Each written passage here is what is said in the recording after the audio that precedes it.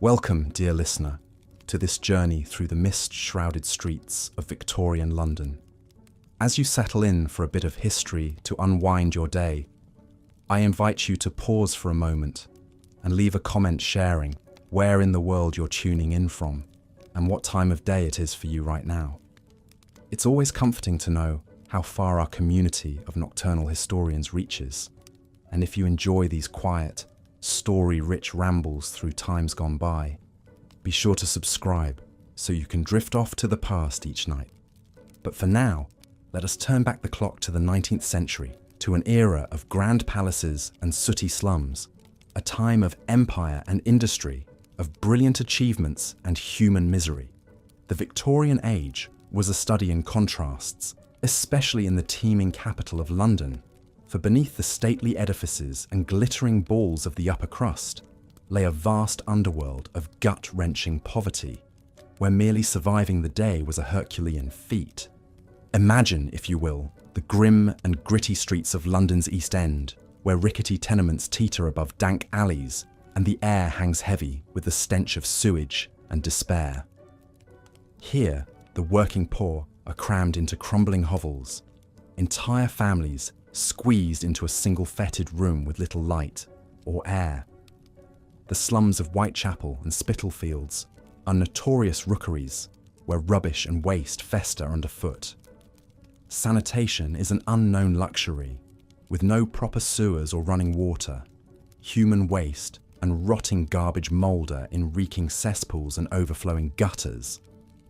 It's in these wretched streets that we meet young Jack, a spindly 12-year-old lad with quick fingers and sharp eyes.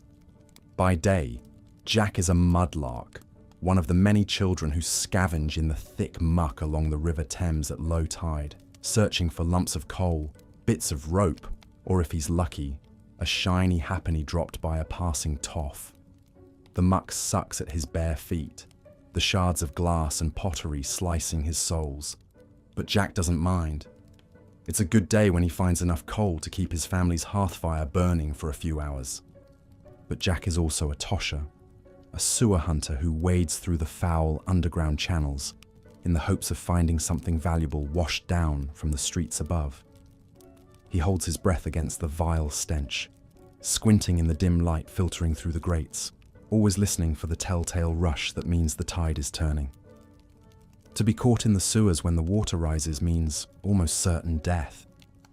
But it's a risk Jack is willing to take for a chance at a few coins to fill his family's growling bellies. Jack is one of the lucky ones, if you can call it that. At least he has a family and a place to lay his head at night, even if it's just a filthy corner of a crowded room. For those with nowhere else to turn, the workhouses beckon with their promise of a meal and a bed.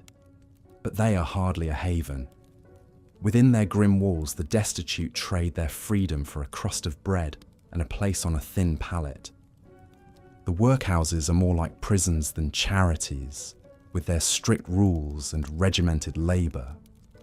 Families are separated, meagre belongings confiscated, and dignity stripped away. The able-bodied break stones or pick oakum, while the elderly and infirm languish in dank wards.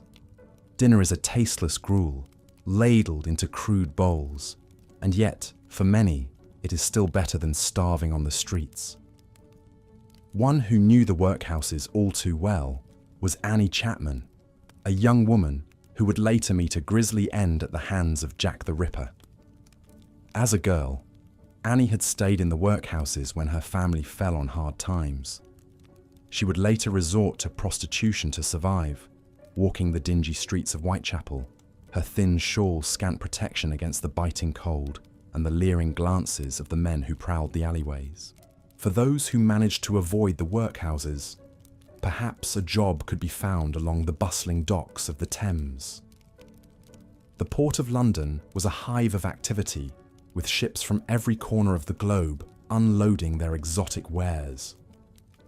Brawny dockers hefted crates and barrels, their backs straining under the heavy loads. Accidents were common, with little regard for the safety of the workers. A broken bone or a crushed limb could spell destitution for a man and his family.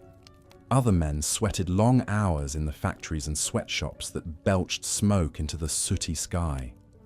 In crowded rooms lit by flickering gaslights, they tended rattling machines and boiling vats. Women and children toiled alongside them, their nimble fingers darting as they stitched garments or assembled small parts. The hours were long, the pay measly, and the dangers many. In 1888, a young activist named Annie Besant drew back the curtain on the horrors of the Bryant and May match factory. The matchstick girls, some as young as 12, worked 14-hour days in rooms choked with white phosphorus fumes. Many developed the grotesque deformity known as phossy jaw, their faces eaten away by the toxic chemical. Besant's exposé on this white slavery shocked the public and helped spur the famous London matchgirls' strike of 1888. For the poor souls of the East End, the drudgery of their daily lives was punctuated by the occasional escape into oblivion. Opium, flooding in from British India, was cheap and plentiful. In the dark, hazy dens that dotted the slums, hollow-eyed men and women sprawled on stained mattresses, lost in a narcotic haze. For a few precious hours, they could forget the gnawing hunger and the ache of weary bones. Gin was the other great leveller, offering a brief respite at the bottom of a bottle. The garish gin palaces, with their tawdry gaslights and sawdust-strewn floors, beckoned with the promise of cheap liquor and raucous company. But the merriment often descended into brawls and despairing sobs. Drunkenness stalked the streets, drowning sorrows and fueling violence and vice. The streets themselves were often shrouded in a dense, noxious fog born from thousands of coal fires, belching sooty smoke into the damp air. The pea supers, as they were known, could linger for days, turning midday into midnight. In the swirling gloom, the gaslights cast eerie shadows, making the twisted alleys even more menacing. It was in these fog-choked streets that a very real terror gripped the city in the autumn of 1888. A sinister figure was on the prowl in Whitechapel, brutally slaying women and vanishing into the night. The newspapers dubbed him Jack the Ripper, and his grisly crimes ignited a frenzy of fear and morbid fascination. One by one, the bodies of 5 women, all impoverished prostitutes, were discovered horribly mutilated. The police seemed powerless to stop the carnage, their investigations stymied by the dark, twisting streets and the suffocating fog. Wild theories flew as to the identity of the fiend. Was he a doctor, a butcher, a foreign sailor, or even a member of the royal family? Despite the best efforts of the police, Jack the Ripper was never unmasked. His dark legend lives on as a symbol of the dangers and degradations that stalked the women of the Victorian East End. For those who lived and died in those mean streets, there was little justice and less mercy. Indeed, death was a constant spectre in Victorian London, especially for the poor. Disease ran rampant in the filthy, overcrowded slums. Cholera, spread by tainted water, could fell a strong man in a matter of hours. Typhoid, tuberculosis, and smallpox claimed countless lives. For the upper classes, mourning was an art form, with elaborate rituals and strict codes of etiquette. Queen Victoria herself famously wore black for 40 years after the death of her beloved Prince Albert. But for the poor, even a proper burial was often out of reach. The desperate resorted to the services of the resurrection men, the grave robbers who snatched fresh corpses to sell to eager anatomists for dissection. The idea of one's loved ones being carved up on a surgeon's slab only added to the misery and dread. Strangely, this grim world of the poor held a certain fascination for the well-to-do. Slumming became a fashionable pastime, with genteel ladies and gawking tourists trekking through the East End hovels, eager for a glimpse of how the other half lived. They gawked at the ragged children and recoiled from the stinking alleys, perhaps tossing a few coins to salve their consciences. Some, like the journalist Henry Mayhew and a young Charles Dickens, sought to chronicle the lives of the poor, to give voice to their struggles and their sorrows. Their writings helped to spur a growing movement for social reform, a recognition that something had to be done to alleviate the sufferings of the underclass. But change was slow to come to the fetid streets and alleys. It took the Great Stink of 1858, when the stench of raw sewage in the Thames became so overpowering that Parliament was forced to act, to spur the construction of a proper sewer system. Even then, the grand brick tunnels that still serve London today were built more to protect the delicate noses of the elite than to safeguard the health of the poor. Gradually, glimmers of progress began to penetrate the gloom. Social reformers, like Dr. Thomas Barnardo, opened shelters for orphans and street children. The Salvation Army ministered to the destitute with its promise of soup, soap, and salvation. New model tenements offered a glimpse of a better life, with running water and private balconies. But for most of the Victorian poor, the grinding hardship and heartache remained the backdrop of their brief, blighted lives. They toiled and scraped and suffered, eking out a tenuous existence in the shadows of the glittering wealth and glory of the British Empire. Their struggles may be largely lost to history, but they are threads in the vast, complex tapestry of the human story. As we look back at Victorian London, at its fog-shrouded streets and its gas-lit horrors, we see a city of towering contrasts, of magnificent achievements and gut-wrenching misery, of glittering opulence and abject despair. It was an age of progress and of exploitation, of soaring hopes and dashed dreams. The poor may have been swept to the margins, but their lives mattered, their stories deserved to be told. So let us remember them, these forgotten souls, who lived and died in the shadows of history. Let us marvel at their resilience in the face of unimaginable hardship, and let us mourn for the lives cut short by poverty, disease, and despair. Above all, let us learn from their struggles, and let their suffering spur us to build a world of greater justice, compassion, and opportunity for all. And with that, dear listener, we come to the end of our journey through the dark streets of Victorian London. I hope that this small window into the past has given you a deeper appreciation for the struggles and triumphs of those who came before us. May their stories linger with you as you drift off to sleep, and may you awaken with a renewed sense of empathy and compassion for all those who still suffer in the shadows of our bright, shining world. Until next time, this is your humble guide to the bygone days bidding you a fond good night. May your dreams be sweeter than the harsh realities of the past, and may you find solace in the knowledge that even in the darkest of times, the human spirit endures. Good night. The pain and misery of London's poor began to stir the conscience of wider society in the Victorian era. Social reformers and philanthropists took up the cause, advocating for change and working to provide some measure of relief to the suffering masses. One such crusader was Charles Dickens, the beloved novelist whose vivid depictions of poverty and injustice helped awaken the public to the plight of the underclass.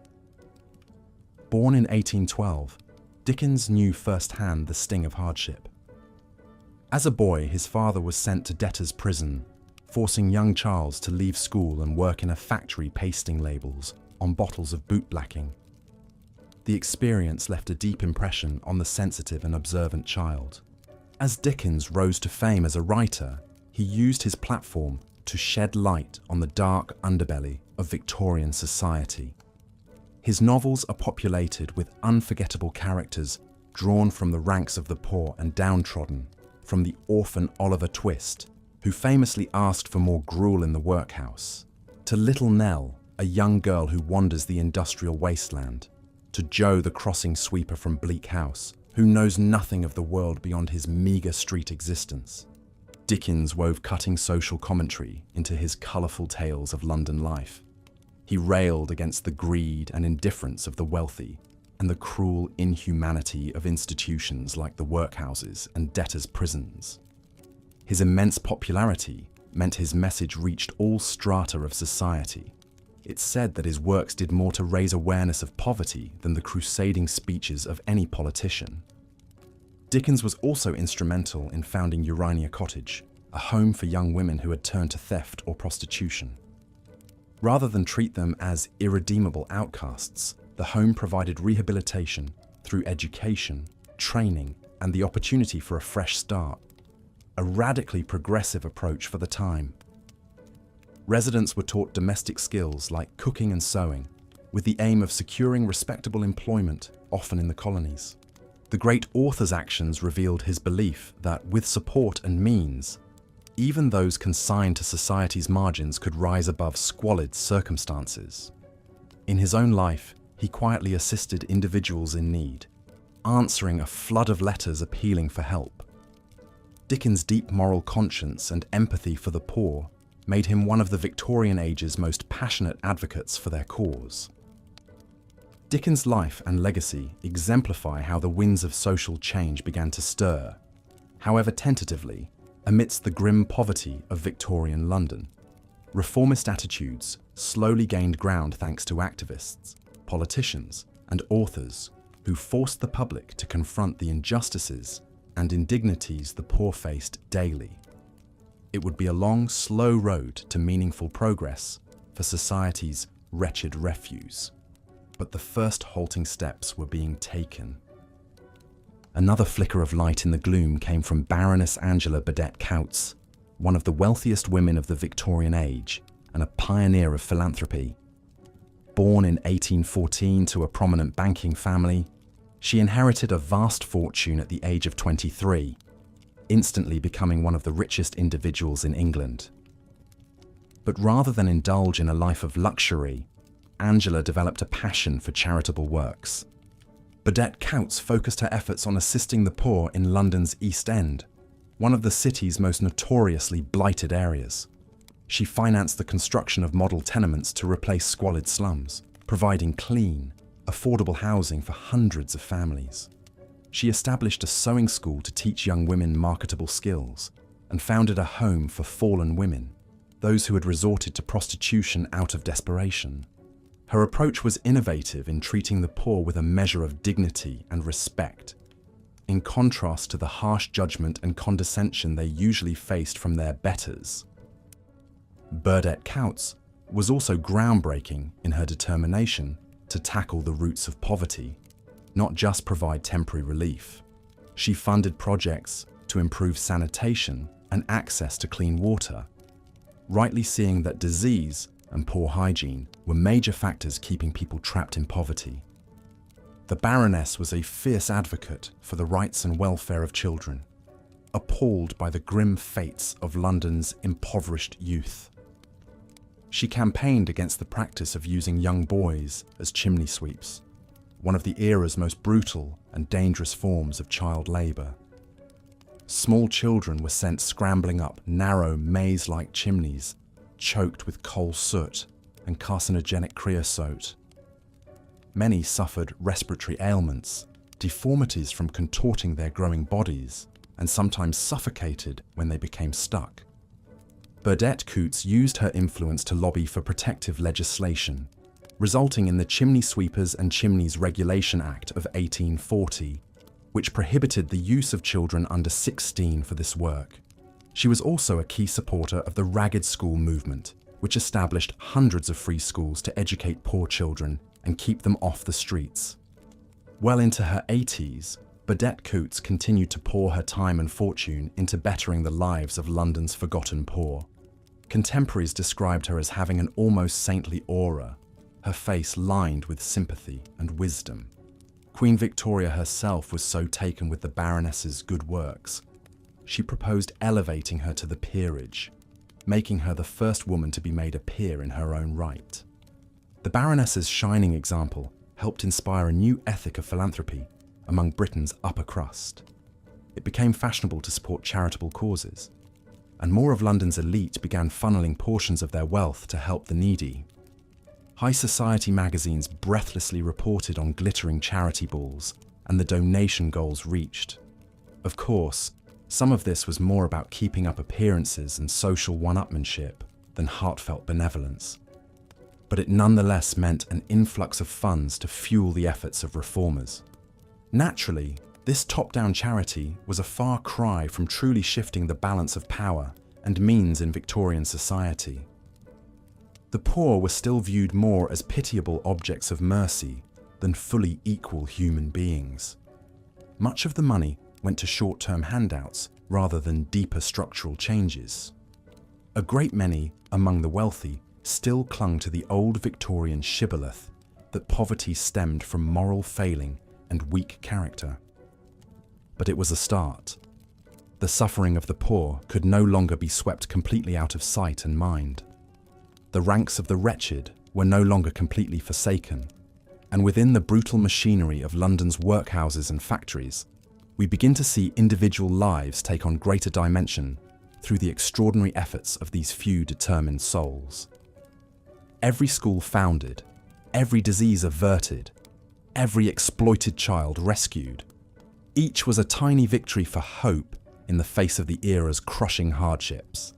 As the 19th century wound to a close, the lot of London's labouring poor saw some slow but notable improvements.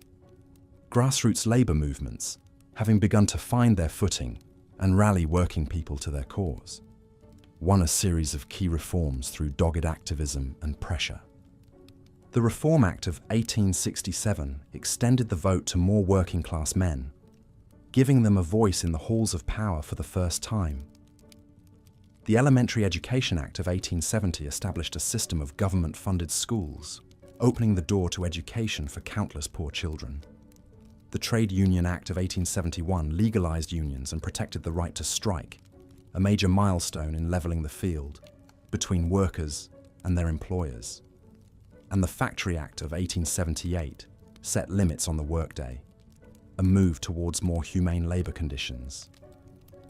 Life was still unrelentingly harsh for most poor Londoners as the Victorian era ended, but the seeds of positive change had been planted. The misery and squalor that had once been ignored now stirred a social conscience and sense of responsibility. Attitudes were shifting, albeit gradually, to a belief that even the lowliest souls deserved a modicum of dignity and opportunity. Victorian London will always be remembered for its appalling poverty, but it was also the beginning of a steady march towards justice and equality. In the stories of figures like Charles Dickens and Baroness Burdett Coutts, we catch glimmers of what could be achieved when conscience and conviction spurred people to action. Their deeds foreshadow social activism movements that would gather momentum in the 20th century and beyond.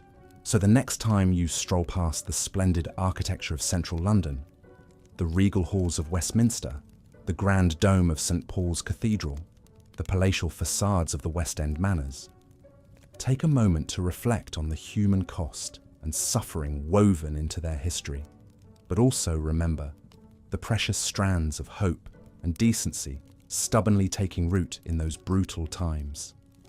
And spare a thought for young Jack the Mudlark, scavenging the foul banks of the Thames to scrape by, his bare feet cut and muddied. Imagine the Baroness approaching him, bending down to press a coin into his grubby hand with a kind word. Jack tentatively smiles back, uncomprehending this gesture of pure generosity, so rare in his wretched world. It's a small moment, a tiny ripple of goodness in an ocean of struggle. But it matters. In the individual acts of compassion and selflessness glinting through the dark despair of the Victorian poor, we find hope for something better. The promise that with enough empathy and determination, we can build a society with dignity for all. The Victorian cult of death cast a long, dark shadow over London society. In an era when disease ran rampant and life expectancy hovered around a mere 40 years, death was an ever-present spectre looming over rich and poor alike. But while the wealthy could afford elaborate funerals and strict mourning rituals, The poor often suffered unceremonious and undignified ends, their bodies sometimes even snatched by grave robbers for anatomists' grim studies. Queen Victoria herself was the most prominent face of this morbid obsession. After the untimely death of her beloved husband, Prince Albert, in 1861, the Queen retreated into a state of deep mourning that would last for the remaining 4 decades of her reign. She donned black crepe dresses, avoided public appearances, and even had her servants lay out Albert's clothes each morning as if he were still alive.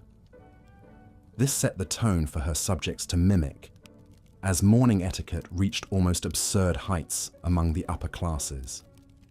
Widows were expected to wear full black mourning attire for at least 2 years after their husbands' deaths, with strict rules dictating everything from the width of veils to the dullness of jewelry. Advertisers eagerly promoted merchandise to match the somber mood, hawking black-bordered stationery, funeral biscuits, and specially made mourning clothing that could be rented by those who couldn't afford their own. Even calling cards and letters of condolence followed rigid guidelines. The prosperous sought to honor and memorialize their dead with increasingly lavish funerals and grave markers. Entire businesses sprang up to cater to the costly affairs, renting out professional mourners to pad the crowd of grievers and selling memento mori, small tokens and trinkets incorporating the hair or ashes of the deceased. Post-mortem photography also emerged as a popular way to preserve the likeness of dead loved ones, with carefully staged portraits of propped-up corpses, often the only photographs families would have to remember them by. But for London's legions of poor, death was a far bleaker affair devoid of pomp and ceremony. Many families could barely afford the basic pine coffins, let alone the lofty trappings of Victorian mourning customs. Paupers' funerals were a bare-bones business, with multiple bodies sometimes crammed into a single grave in the city's overcrowded cemeteries. The indigent and unknown were buried in unmarked plots, their lives and deaths unrecorded and unmourned by the society that had failed them in life. Even more disheartening was the practice of body snatching by so-called resurrection men. Due to laws restricting the dissection of corpses to executed criminals, the growing ranks of anatomists and medical students faced a severe shortage of subjects to study. A lucrative black market trade arose, with grave robbers plundering the coffins of the recently buried to sell the bodies to doctors for a handsome price. The poor, often interred without a secure coffin or watchman, were disproportionately targeted by these ghoulish thieves. The grim realities faced by London's underclass in death reflected the deprivations and oppression they endured in life. While the bereaved bourgeoisie paraded their mourning like a badge of dignified gentility, the poor scraped by with paupers' burials, the indignity of the resurrectionists, and little means to memorialize their losses. The cult of death, like so much in Victorian society, only highlighted the stark divides between the privileged and the powerless. But even as the Victorians venerated death with one face, a strange fascination with the spectacle of poverty arose among the well-to-do with another. The grim lives of London's poor became a voyeuristic curiosity for the wealthy, who engaged in a particularly condescending kind of tourism known as slumming. Guided by police escorts or enterprising locals, upper-class Londoners would venture into notorious slum areas like Whitechapel or the Rookeries of St Giles to observe how the other half lived. They gawked at residents eking out a living in cramped, crumbling tenements and sidestepped the sewage and filth clogging the streets. Some even played at dressing down to blend in, swapping silks and top hats for rough woolens and caps. Of course, these brief jaunts into the nether regions of London life offered only a sanitized glimpse of poverty, colored by the comfortable distance of privilege. The wealthy could satisfy their lurid curiosity with an afternoon stroll through the slums before retreating back to their cozy carriages and elegant squares, leaving the poor to their plight. For the underclass, the deprivation and desperation the slummers viewed as a passing spectacle were an inescapable reality. That's not to say these poverty tourists were solely motivated by morbid titillation. Some, like social researcher Henry Mayhew and novelist Charles Dickens, aimed to document the conditions of the poor to spur action and reform. Mayhew's book, London Labour and the London Poor, offered a groundbreaking and sympathetic study of street hawkers, beggars, and scavengers. Dickens drew on his own impoverished childhood to seed his novels with vivid, often sentimentalized portraits of workhouses and orphans. Writers and reformers like Mayhew and Dickens did help raise awareness of the plight of the poor. But progress was painstaking, and many Victorians remained apathetic or even hostile to aiding those they saw as lazy, immoral, and undeserving.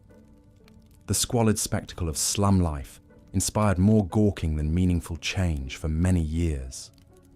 Gradually, however, the sheer severity of the suffering began to stir the conscience of Victorian society.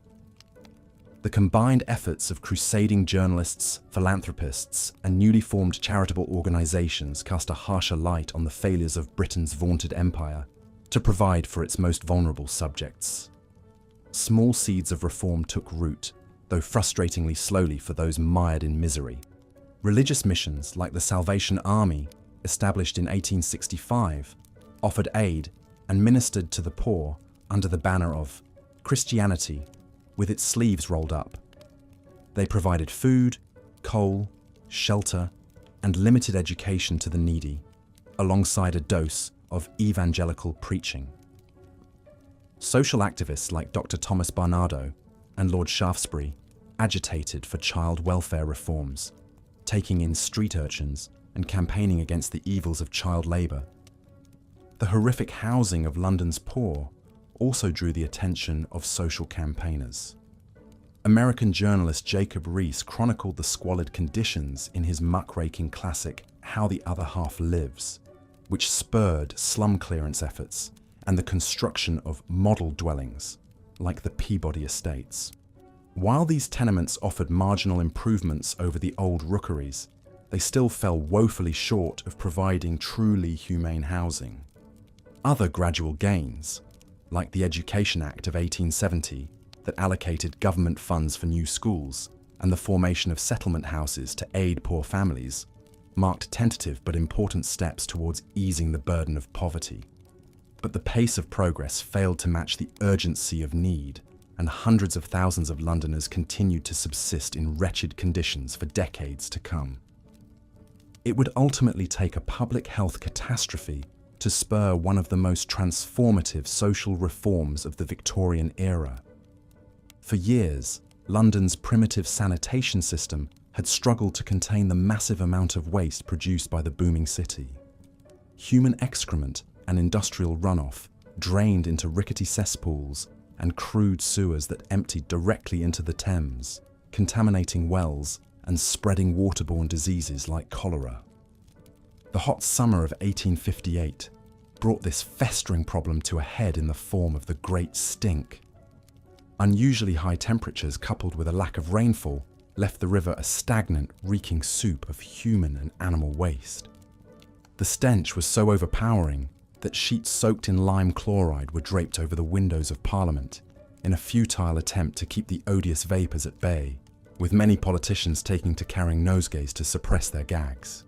Fears that the fetid miasma would spark another deadly cholera epidemic finally pushed legislators to act. They granted funding to the Metropolitan Board of Works to construct a groundbreaking network of brick-lined interceptor sewers and pumping stations, designed by Chief Engineer Joseph Bazalgette, to carry waste far downstream from the city centre. The southern outfall sewer alone stretched a staggering 7 miles long. Along the way, the Thames embankment was built to further beautify and sanitise the river. Completed in 1865, Bazalgette's pioneering sewer system was a massive feat of civil engineering that vastly improved public health and hygiene for Londoners of all classes. Cholera cases plummeted and the noxious odours abated. The Thames began to recover from centuries of abuse. The benefits of this investment are still enjoyed by the city today, a rare bright spot of unequivocal progress amid the murky miseries of Victorian London. For despite the halting reforms and works of mercy, the poor still faced a harsh and heartbreaking reality as the 19th century wound to a close. Children laboured in dangerous factories and scavenged for scraps in scrapyards. Women sold matches and flowers for pennies or resorted to prostitution to fill their bellies. Families wasted away in workhouses and rotted in rookeries. The very embodiment of this enduring suffering can be seen in the infamous murders of 1888. That year, a string of brutal killings shocked the city and cast a global spotlight on the festering underbelly of the empire's capital. At least 5 women, all poor prostitutes scraped from the streets of Whitechapel, were viciously murdered and mutilated by a shadowy figure who taunted police with mocking letters signed, "Jack the Ripper." The Ripper's savage crimes and the fumbling failure of authorities to catch the culprit embodied both the vulnerability of the underclass and the cruel indifference of the metropolis they struggled to survive in. As the fog swirled and the gaslight flickered over the gothic gloom of those damp autumn nights, one could almost imagine the city as a single organism pulsing with life and death, indifferent to the insignificant souls swallowed up in its bowels. The ragged woman who drew her last breath in a dim alley with a knife buried in her throat was just one more scrap of human refuse churned up and spat out by the great, groaning machine of empire. The enduring horror and fascination with the Ripper murders, both then and now, is about more than the ghastly violence inflicted on a few unlucky prostitutes. It was the purest distillation of the everyday miseries and dangers that defined life for the poor. The casual cruelties, the crippling want, the gnawing despair that could be ended with the slash of a knife or a plunge into the Thames. The Ripper was never caught, but his victims achieved a grim celebrity in death they never enjoyed in their hard knocks lives. Their images and stories, however distorted and sensationalized, still flicker in the collective memory as a reminder of the human toll exacted by this unforgiving era. They stand in for the thousands of other anonymous sufferers whose tales of woe were left untold and unremembered. But even in these lowest depths of despair, we can find faint glimmers of hope and resilience. The orphan who defied the odds to survive the streets, the weary mother who still mustered a wan smile for her children, the malnourished matchgirl who dared to dream of a better life. Their struggles may have been largely invisible to their wealthier neighbours, lost in the shadows and squalor, but they were no less real or worthy. As the curtain closed on the 19th century and Queen Victoria's long reign, change was slowly creeping over the fog-bound streets of London. New ideas about social welfare and public health were taking root, the first stirrings of a progressive movement that would fully blossom in the 20th century. The old medieval holdover of the workhouse would soon be phased out, replaced by more humane forms of aid. Compulsory education and child labour laws would give more young people a chance at a better future. Of course, poverty and inequality would persist as harsh facts of London life for generations to come, as they still do today. The city may gleam with steel and glass now instead of soot and brick, but the spectre of want still lurks in its corners and crevices. There are still children who go to bed hungry, still exhausted labourers struggling to make ends meet, still forgotten souls huddled in doorways. But perhaps by confronting the cruelties of the past, we can find the courage and conviction to ease the suffering of the present. The voices of Victorian London's poor still whisper to us from across the ages, urging us to do better, to be better, to see the humanity in every face no matter how begrimed or bedraggled, to remember that a great society is measured not by its wealth and power, but by how it treats its most vulnerable members. So let us take a moment to mourn the hard lives and lonely deaths of those who fell through the cracks of this glittering empire, ground beneath the wheels of progress. Let us acknowledge the pain and the misery etched into the foundations of the modern metropolis. but let us also honour the perseverance and the dignity of those who endured, the unsung survivors who scratched out another day in the face of a world that would have happily forgotten them. Their stories may be lost to time, but their struggles still echo in the very bricks and cobblestones of London town. By listening closely, we can hear them whispering still, in the rattle of the tube, the cries of the gulls along the Thames, the clatter of footsteps down a darkened alley. They are the city's secret heartbeat, its restless ghosts, the faint but unshakable conscience that pricks and pulls beneath the polished surface. Life in Victorian London was brutal, yes, but it was also vibrantly, defiantly human in all its grit and grime and gallows humour. The poor suffered greatly, but they also loved and laughed and carried on, etching out their humble place in this hurtling world as best they could. In their struggles, we can find a bittersweet sort of beauty, a reminder of the quiet heroism of sheer survival against the odds. So the next time you find yourself strolling past the stately monuments and grand edifices of central London, pause for a moment and remember the forgotten multitudes who toiled and bled and died in their shadows. Remember the hawkers and harlots, the mudlarks and matchgirls, the costermongers and the crossing sweepers. Remember the tired faces that once peered out from rags and ruins, the souls swallowed up by hard times and harder fates. Remember that empires are built on the bent backs of the unseen, that one person's glittering progress is another's crushing poverty. Remember the lessons of the past and let them guide us to a future of greater justice and opportunity for every citizen walking or working these storied streets. That is how we can best honour the memory of those who came before. And perhaps in honouring them, we can finally lay some of those restless Victorian ghosts to rest, knowing that their pain mattered, that their lives left a mark, however faint, on this great groaning city. Knowing that the London of today grew out of the foundations they laid, brick by brick and tear by tear. Knowing that we carry their legacy forward, even as we work to build a better world in their wake. Their bones may moulder in the churchyards, their names may be lost to the ages, but they are still with us in spirit, the unknown soldiers of survival, the uncrowned kings and queens of the slums. Let us remember them. Let us mourn them, but above all, let us learn from them.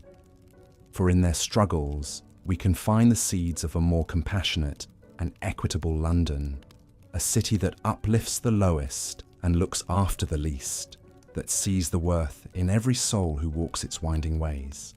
It's a vision the Victorians themselves could scarcely have imagined as they scurried through the shadows, but one we must strive for still, with all the grit and resilience of those who came before us. One where no child goes hungry, no worker fears for their safety, no soul is left to waste away in want and despair. A London and a world that belongs to everyone, forged in the fires of empathy and understanding. May that be the true legacy of this tumultuous time, not the darkness, but the light that glimmered stubbornly through the gloom, guiding us onward. Not the suffering, but the spirit that somehow rose above.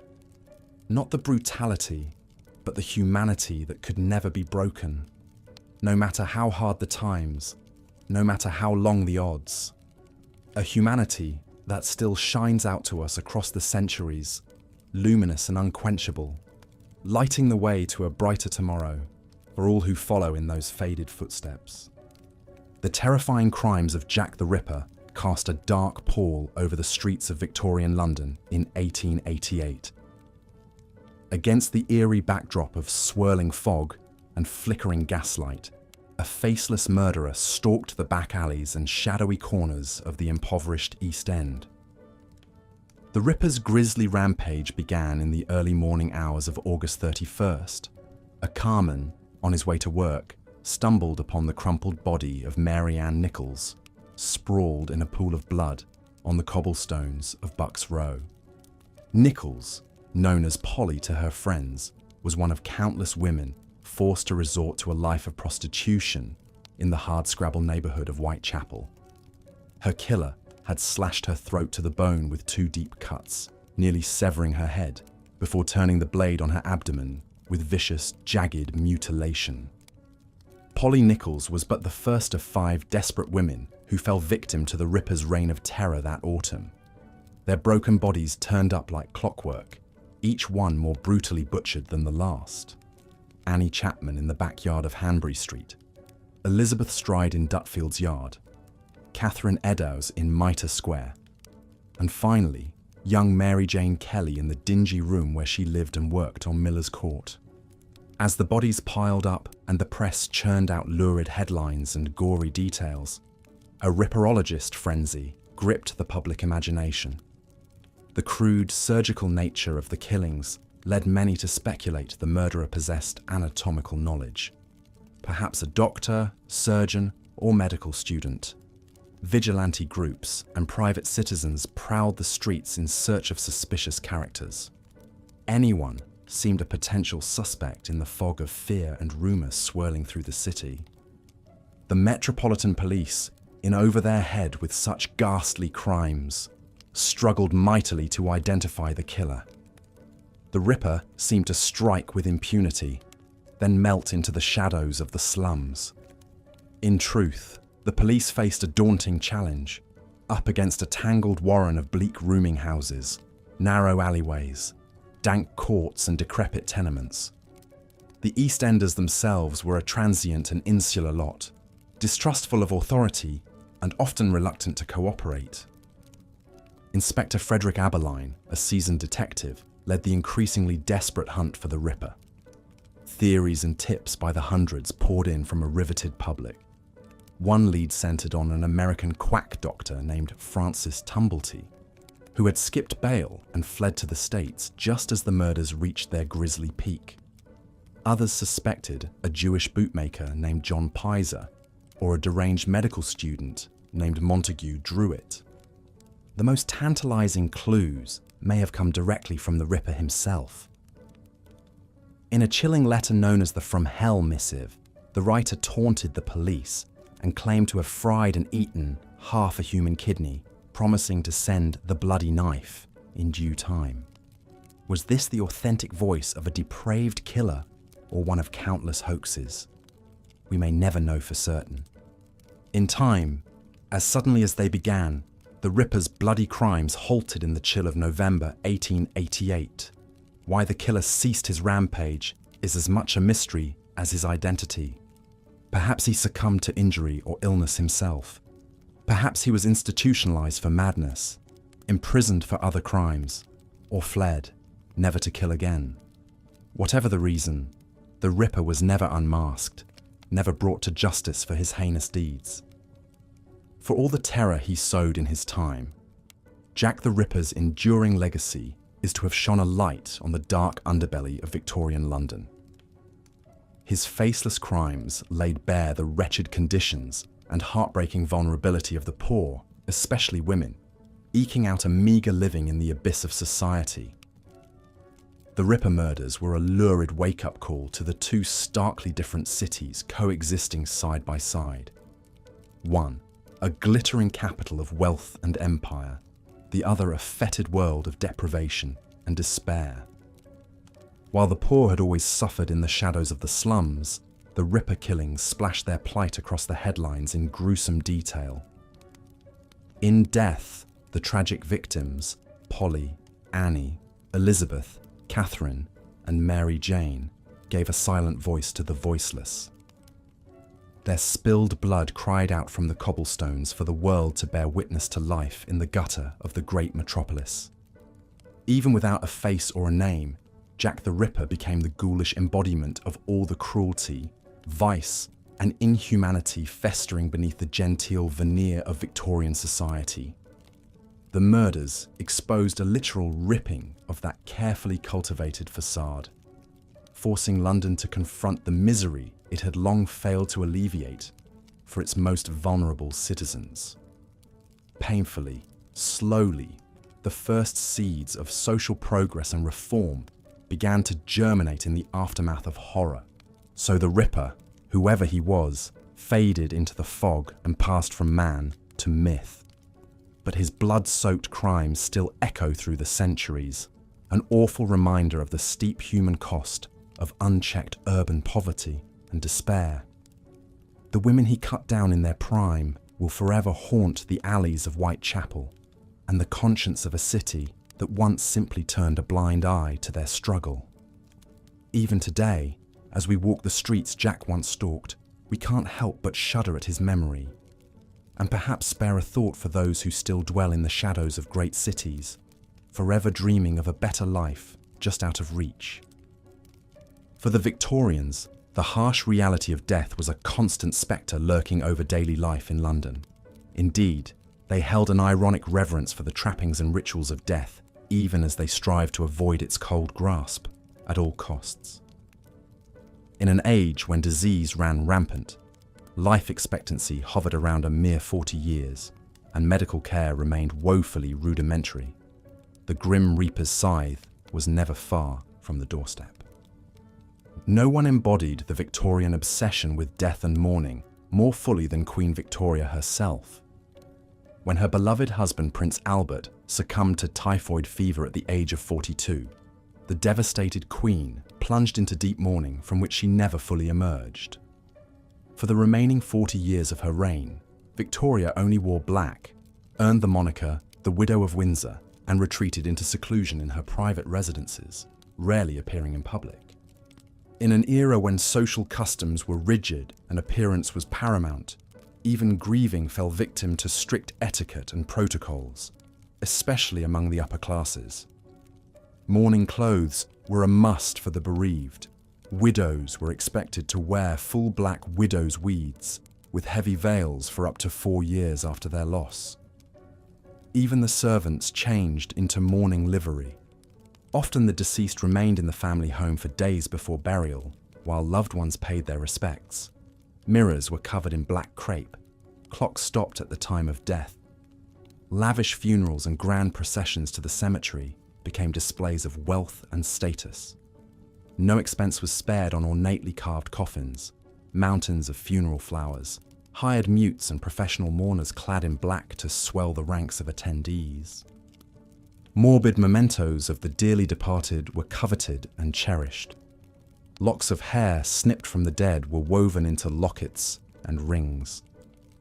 Stark photos of the deceased, artfully arranged on their deathbeds, became precious keepsakes, a phenomenon known as memento mori, Latin for remember you must die. Advertisers capitalized on the constant shadow of death, hawking everything from black-bordered stationery and handkerchiefs to special funeral biscuits. For London's poorer inhabitants, even a good death was a luxury far beyond reach. The overcrowded slums and wretched rooming houses of the East End witnessed an endless tide of anonymous souls slipping away on soiled mattresses or mouldering straw without a loving hand to ease their passing. Babies perished from malnutrition, children succumbed to diphtheria, adults wasted away from typhus, cholera, or consumption. Death was a daily occurrence, unremarkable and unmourned. With only threadbare rags on their backs, few of the lower classes could afford the pomp of a proper burial. Instead, the dead were laid out in their meagre dwellings, often among the living, until someone could scrounge together a few shillings for the undertaker.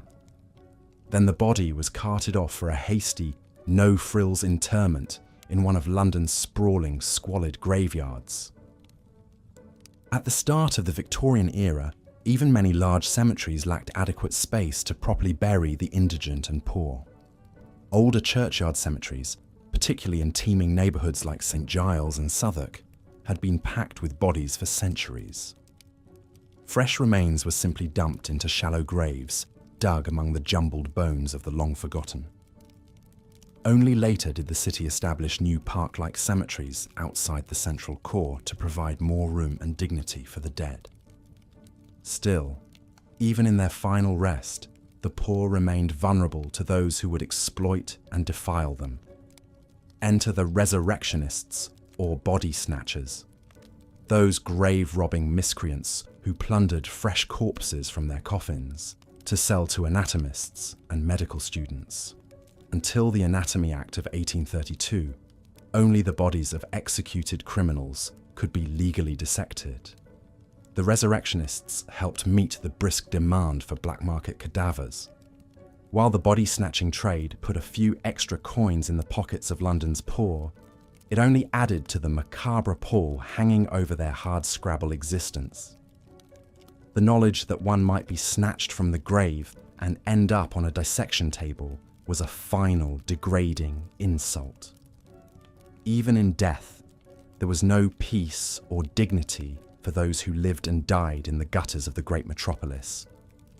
Ironically, just as the wealthy and poor faced vastly different realities in life, so too did their ultimate fates diverge in death. For the affluent, the end of life was an opportunity for one last ornate display of status and refined sentiment. For the destitute, death was but a last cruel joke, a ticket from one wretched hole in the ground to the next, with their eternal rest at the mercy of the highest bidder. Such was the lot of London's poor, from cradle to grave. Opium, a potent narcotic derived from poppy flowers and imported in huge quantities from British India, offered the poor of London a tantalising escape from their daily drudgery and despair. For a few shillings, a man could drift away for hours or days in a dark, candle-lit room, sprawled on a stained, threadbare mattress, lost in a hazy reverie as the sweet, slightly metallic smoke filled his lungs and dulled his senses.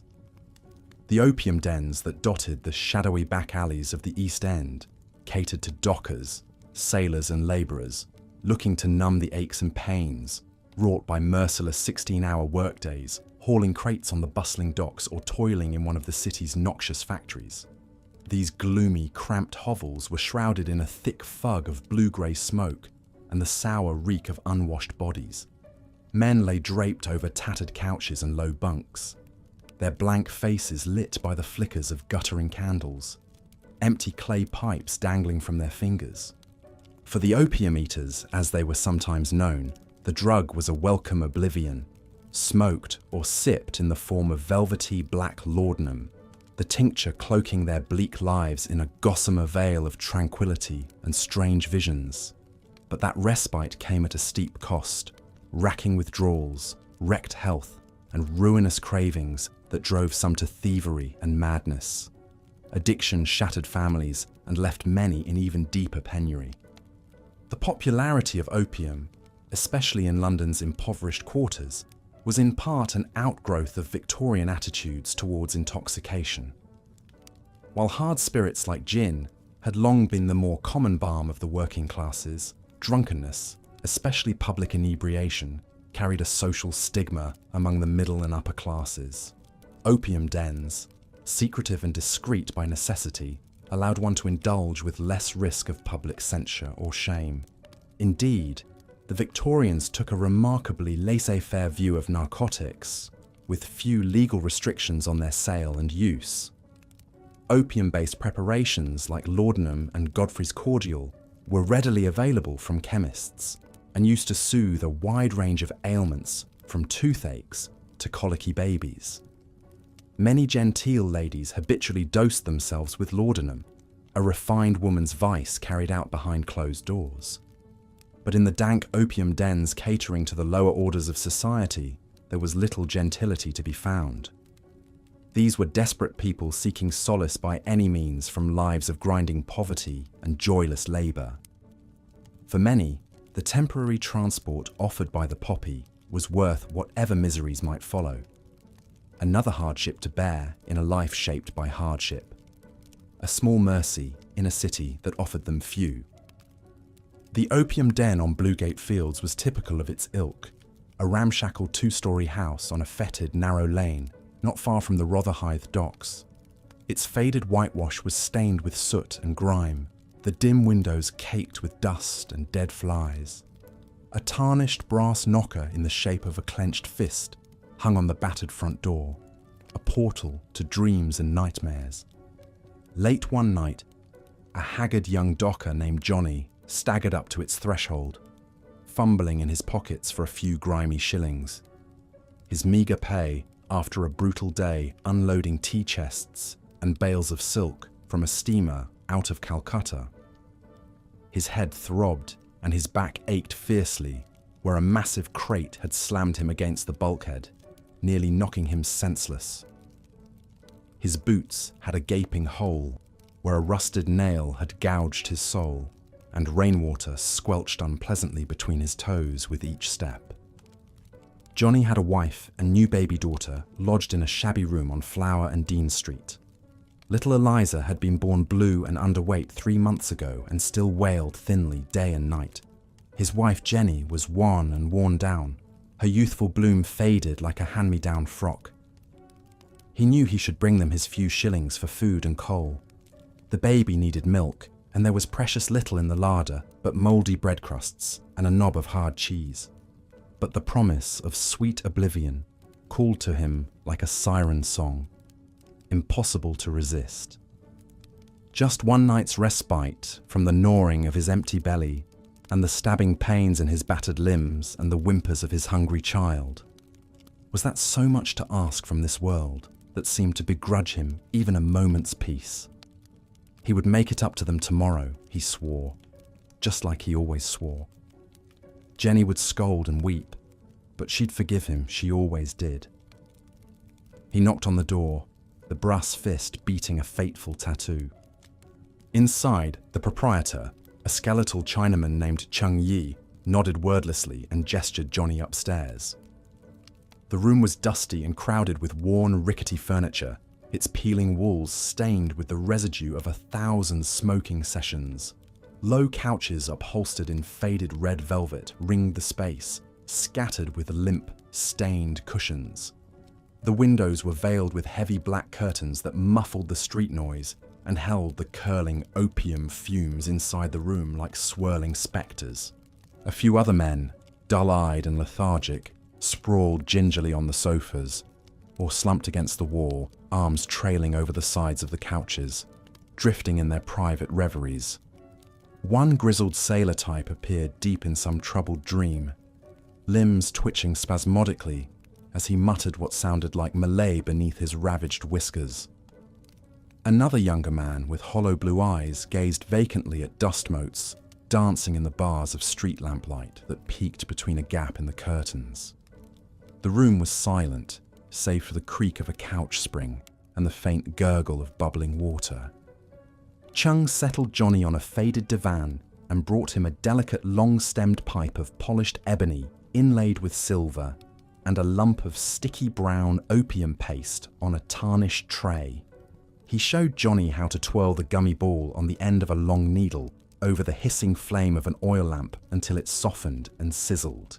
The resinous smoke, harsh and bittersweet, seemed to coat his tongue and throat as Johnny sucked it deep into his lungs. His eyes watered and his head swam as the narcotic worked its way into his blood and brain, a warm honey glow spreading through his weary body and gentling his various aches and pangs.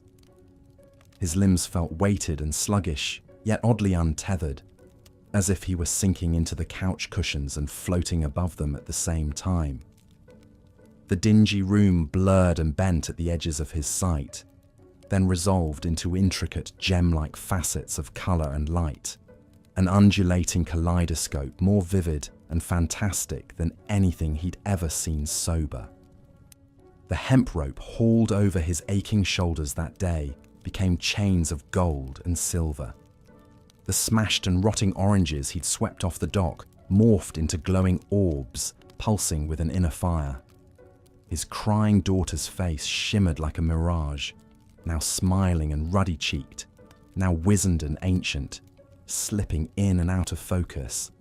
Her whimpers dopplered into peals of tinkling laughter, and then the faraway keening of gulls. The squalor and sadness and smoke seemed very distant now, like a half-remembered bad dream from which he'd gratefully awoken, Johnny let the beautiful visions wash over him in waves as he reclined on the lumpy divan, feeling the sticky residue of the opium pipe between his calloused fingers.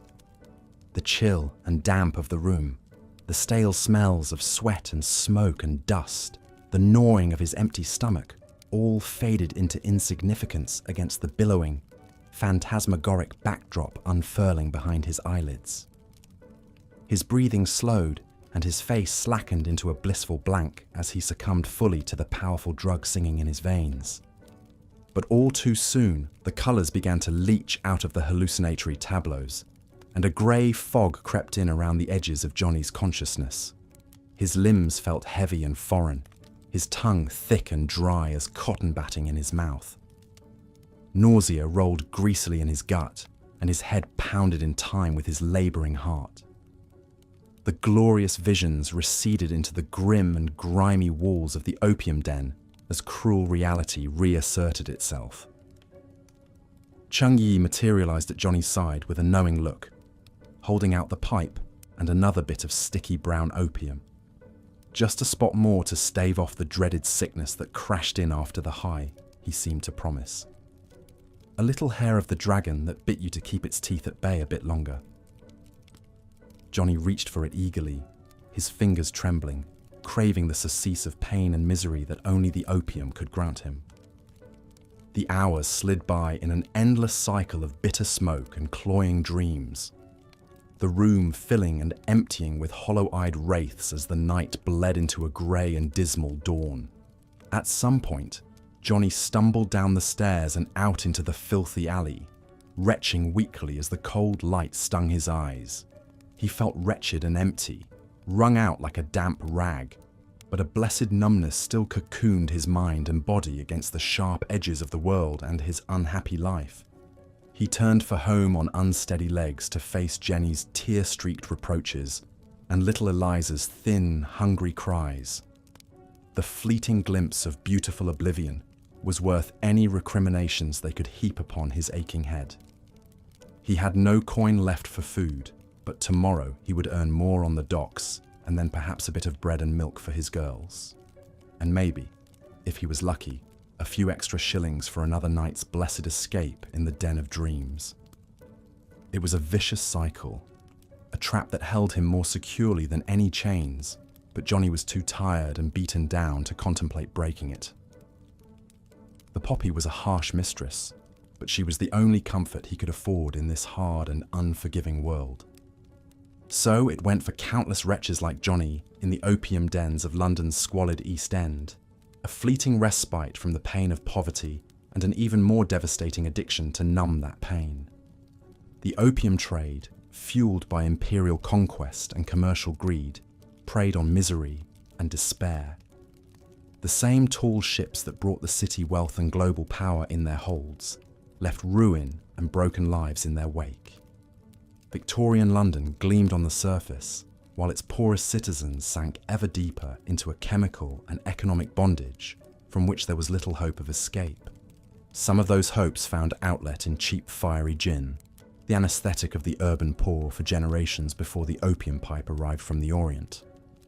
For a few pennies, a person could get roaring drunk amid the garish gaslight and tawdry glamour of a London gin palace. These plush drinking dens were designed to lure the working classes with their promise of affordable luxury and quick intoxication. Ornate brass fittings, gleaming mahogany counters, and etched glass lamps winked and glittered, creating an air of tinselly opulence. Smartly uniformed barmen dispensed gin in heavy cut-glass tumblers. Massive mirrors behind the bar multiplied their reflections into an infinite sparkling regression, a visual illusion of prosperity and plenty. Potted palms and ferns added a splash of exotic greenery, while polished brass spittoons invited the copious expectoration common to enthusiastic gin drinkers. Patrons clustered in booths upholstered in red plush or leaned unsteadily against the long bar, quaffing the cheap but potent spirits with abandon. Hungry children with hopeful eyes lurked outside, waiting for tipsy parents to emerge with gin-fueled generosity. Cries of "Gin ho!" and off-key snatches of popular songs pierced the beery, smoky haze. Coarse laughter and the clink of glasses created a cacophonous backdrop to 1,000 sodden conversations and bleary-eyed flirtations. The White Hart Gin Palace on the corner of Whitechapel High Street and Osborne Street was a brightly blazing beacon in that run-down rookery, its gaslight spilling out onto the wet cobblestones.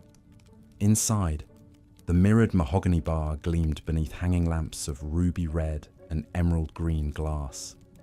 The fug of stale beer, sweat, cheap perfume and coal smoke combined into a pungent melange that seared the nostrils and stung the eyes. Fanny Chapman leaned heavily against the long bar, one button boot tapping the gleaming brass footrail. She clutched her gin tumbler with a pale, thin hand, wrist braceleted with faded bruises. Her dark hair straggled in lank tendrils from beneath a dented and bedraggled bonnet trimmed with sad, crushed velvet flowers. The hollows beneath her sharp cheekbones were painted clumsily with rouge, her brown eyes red-rimmed with exhaustion and smudged with cheap coal. At just 22, Fanny had already endured a lifetime's worth of misery. She'd lost both parents to typhus by age 12, leaving her to fend for herself as a scullery maid in the employ of a tyrannical cook. By 16, repeated sexual assaults by the cook's loutish son drove Fanny into the street, where starvation and desperation led her into the degrading trade of prostitution. She'd borne 2 stillborn babies and weathered innumerable cruelties from rough, uncaring customers. Now she clung to gin like a life raft, drinking to oblivion to blot out the memories of loss and brutality. Men's eyes crawled lecherously over Fanny's underfed form as she stood swaying slightly, her black bombazine skirts rustling.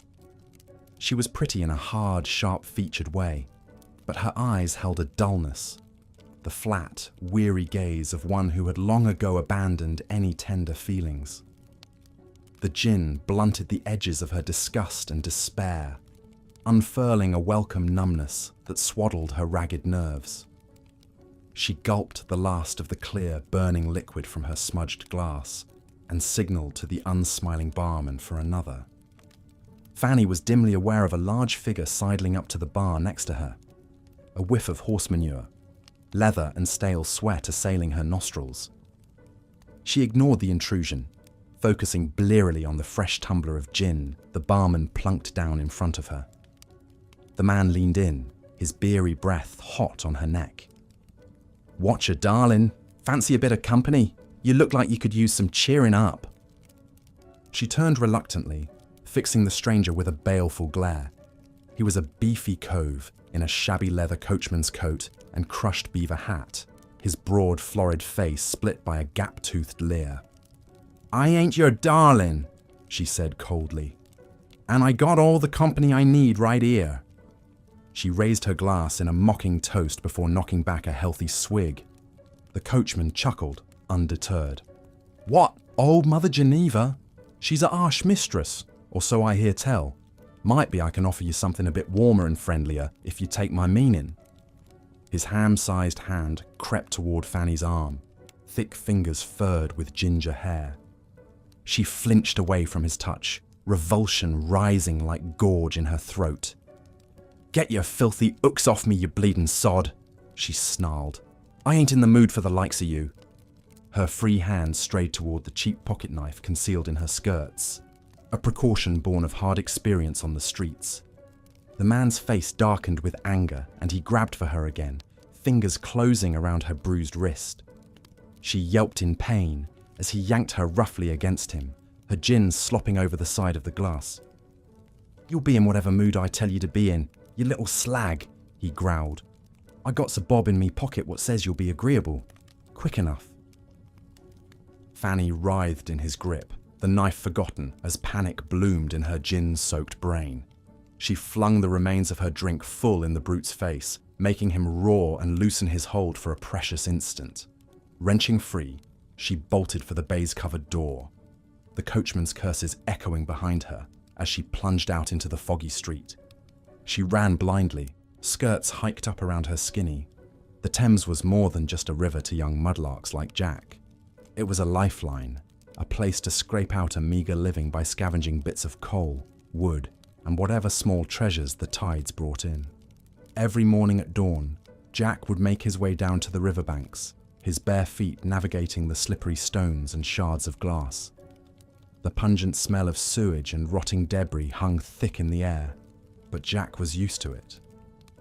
This was his world, a far cry from the grand houses and glittering shops of the West End. As the murky water receded, exposing the muddy banks, Jack and the other mudlarks got to work. They bent over, their small hands picking through the muck for anything of value.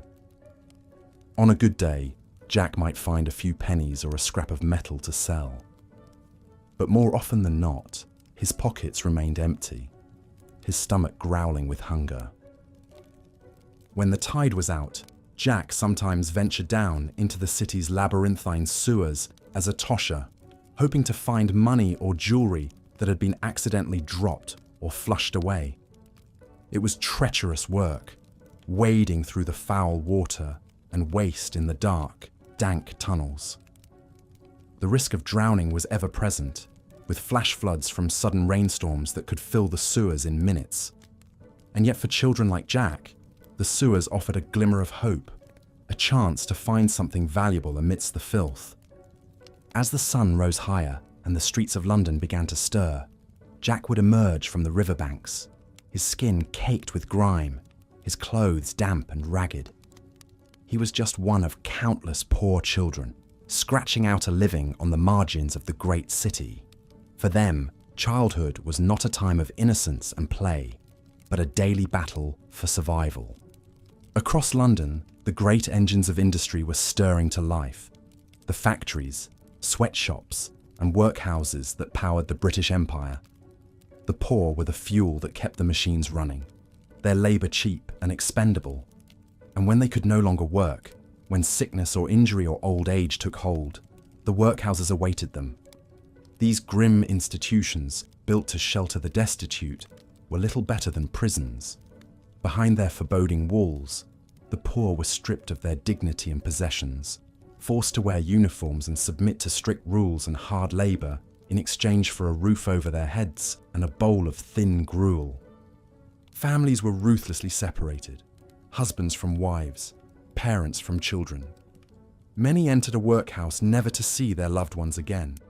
They toiled in the oakum sheds, picking apart old ropes until their fingers bled, or broke stones until their backs ached, all for a meagre subsistence that kept them barely alive.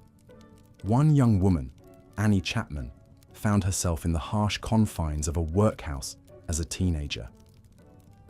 Born into poverty, Annie had turned to prostitution to survive, walking the streets of Whitechapel nightly. The workhouse must have seemed a welcome respite from the dangers and degradations she faced. But Annie could not know the grim fate that awaited her. Years later, her body would be found brutally mutilated, her throat slashed, in the shadows of a Whitechapel yard, one of the first victims of the notorious Jack the Ripper. The spectre of the Ripper would soon stalk the gaslit streets, striking terror into the hearts of London's underclass. For now, though, the business of the great city lurched forward, heedless of the suffering in its midst. The London docks teemed with ships from every corner of the globe, their holds bursting with the wealth of the British Empire. Tea from India, silk from China, rubber from Malaya, cocoa from Africa. An army of dockworkers toiled to unload the precious cargo. Lascars from Bengal, Irish navvies, East End costermongers. They laboured for long hours in all weather, their bodies straining under heavy loads, always one accident or injury away from destitution. The docks were a place of sweat and blood, of groaning winches and shouted oaths in a babel of languages. Accidents were common and lives were cheap. In 1852, an iron barge carrying barrels of coal tipped over at Cuckold's Point.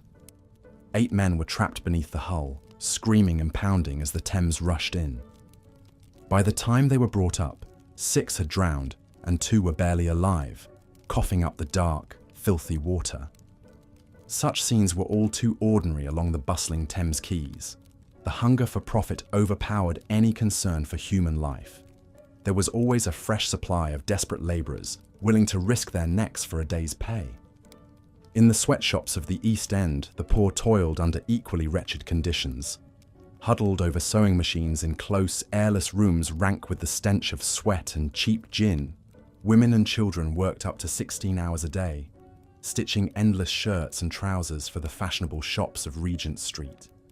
Their eyes strained in the dim light, their lungs choked with lint and dust. Badly nourished and overworked, they easily fell victim to disease. Tuberculosis, known as Taylor's disease, cut a brutal swath through the crowded slums. One of the most notorious trades for women was matchstick making. In dark, cramped factories, rows of pale matchgirls deftly dipped the slender wooden sticks into vats of white phosphorus, their skin absorbing the terrible poison with every breath. Many developed the dreaded phossy jaw, a horrific disfigurement that slowly ate away their teeth and bones. The plight of the matchgirls gained national attention in 1888, when activist Annie Besant published a damning exposé of the working conditions at the Bryant and May factory. Besant described girls as young as 12 toiling 14 hours a day for a pittance, their gums bleeding and their hair falling out from phosphorus exposure. Public outrage over this white slavery eventually led to the famous Match Girls strike and some modest reforms.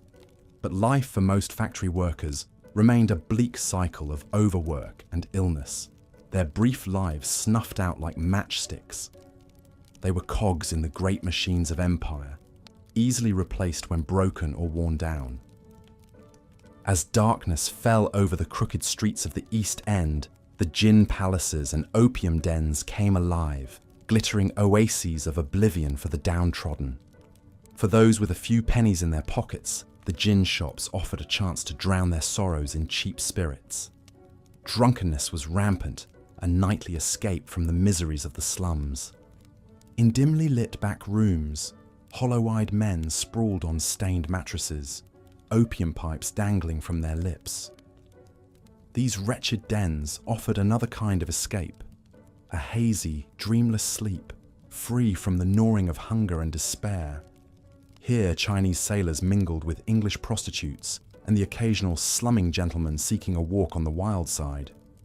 Opium itself was a slippery slope. At first, just a balm for aching bodies and troubled minds, its tendrils would slowly tighten, trapping the user in a nightmare of addiction. Dens multiplied in the 1870s as opium, imported by the ton from British-ruled India, flowed freely. Many a man who wandered in seeking temporary relief would remain lost in a fog of smoke and lotus dreams. As the hour grew late and the thick, sulphurous fog swirled through the labyrinth of East End alleys, the shadow of the Ripper loomed large. Women walked quickly, darting fearful looks over their shoulders. Men clutched bludgeons and huddled in doorways, ears pricked for the echo of footsteps on damp cobblestones. The Ripper murders had cast a pall of morbid fascination and dread over the city. Tabloids churned out lurid stories of the depraved killer stalking the foggy streets, preying on fallen women. Wild theories and dark suspicions swirled.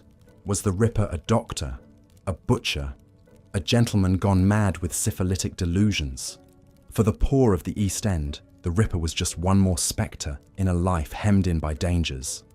The women he killed were their sisters in suffering, their fates a reminder of how little their lives mattered. In the eyes of respectable society, they were the disposable ones, streetwalkers and alley sluts, their deaths a sordid footnote easily forgotten.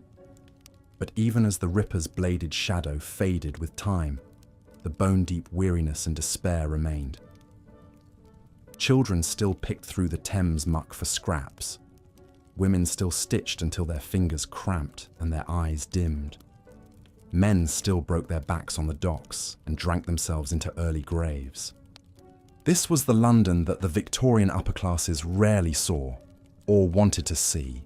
A world away from their airy parks and glittering salons. Here there was no genteel promenade, no shimmering silk and polished carriages and delicate china teacups. Only the endless struggle to survive another day. A few intrepid souls dared to lift the veil and peer into this shadow world.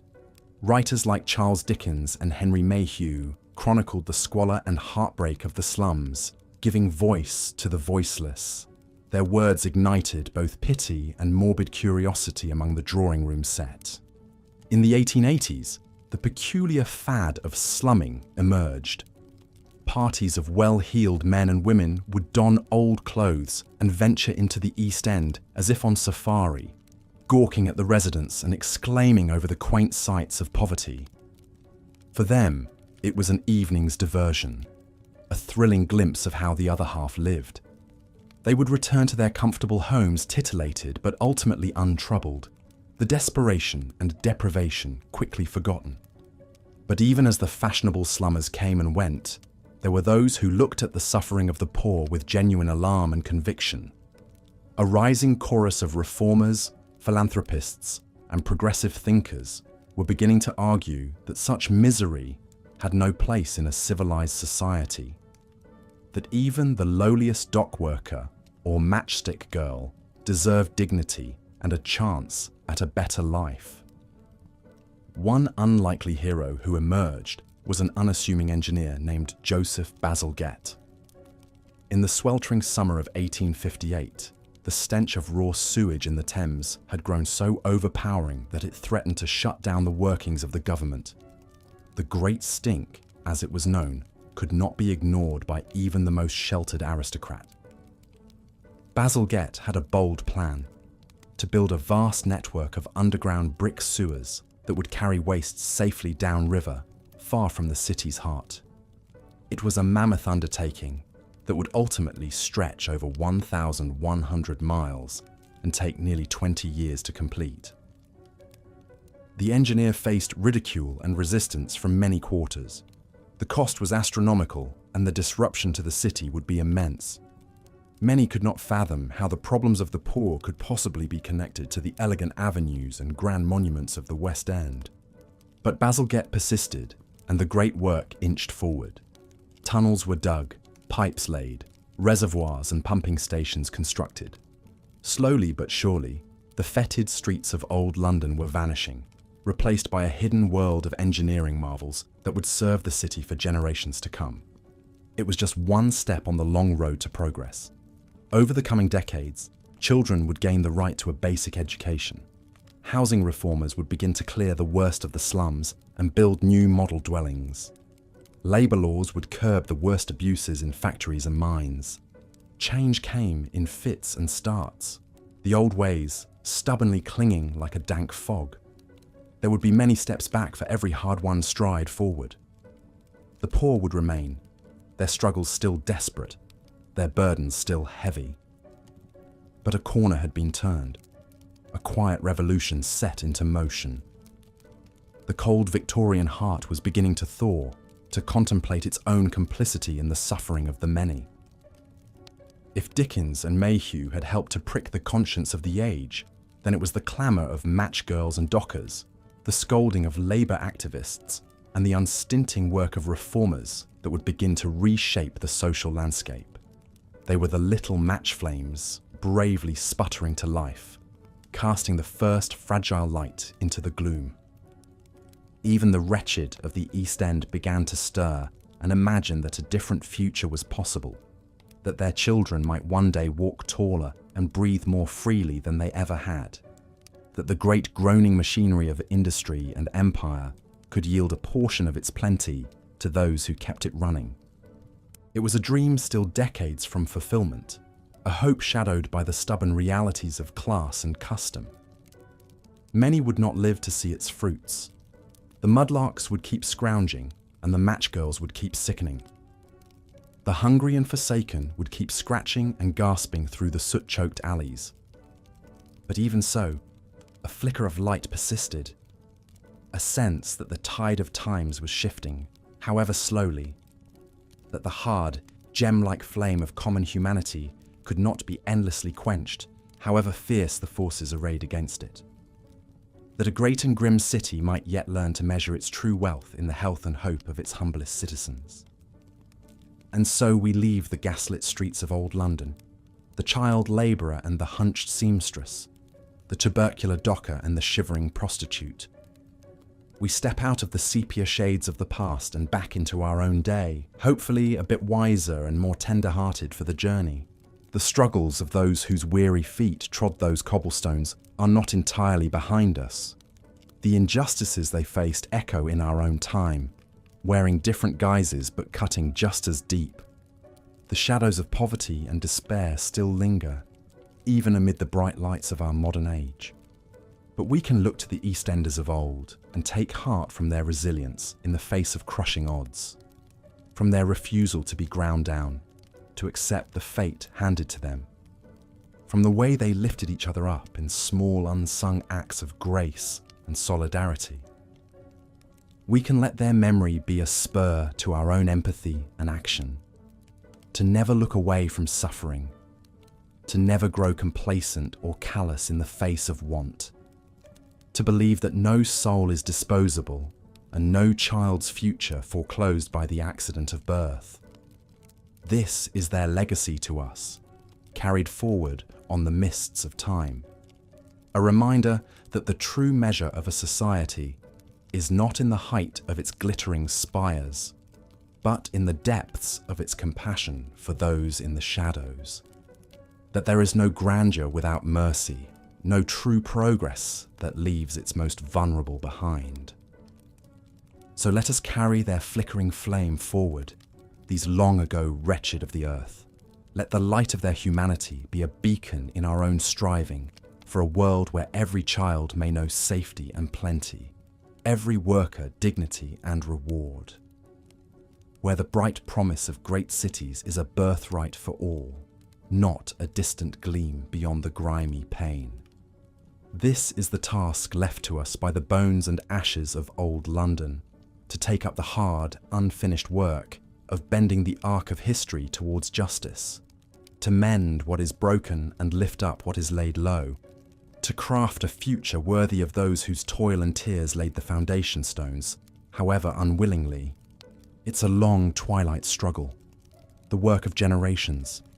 But as we labour on, may we forever carry the memory of the East End poor in our hearts, their sorrows and their small triumphs, their unquenchable spirit in the face of unimaginable adversity. In the warp and weft of their lives, roughly woven and too quickly cut short, we may yet find the threads of our own better angels, the pattern of a more luminous tomorrow. The long Victorian night is over, but the dream kindled in those gaslit alleys of a world where every soul might climb free of the smog to greet a brighter dawn remains to us, fragile yet fierce, an inheritance and a sacred charge. May we lift it high and carry it forward, a rushlight against the gloom, until the day when its radiance is undiminished and all the dark corners of human suffering are forever banished to shadow and memory. The East End of London was a notorious den of poverty, grime and vice. Its dark, labyrinthine streets were choked with tenements, the air thick with the stench of human misery.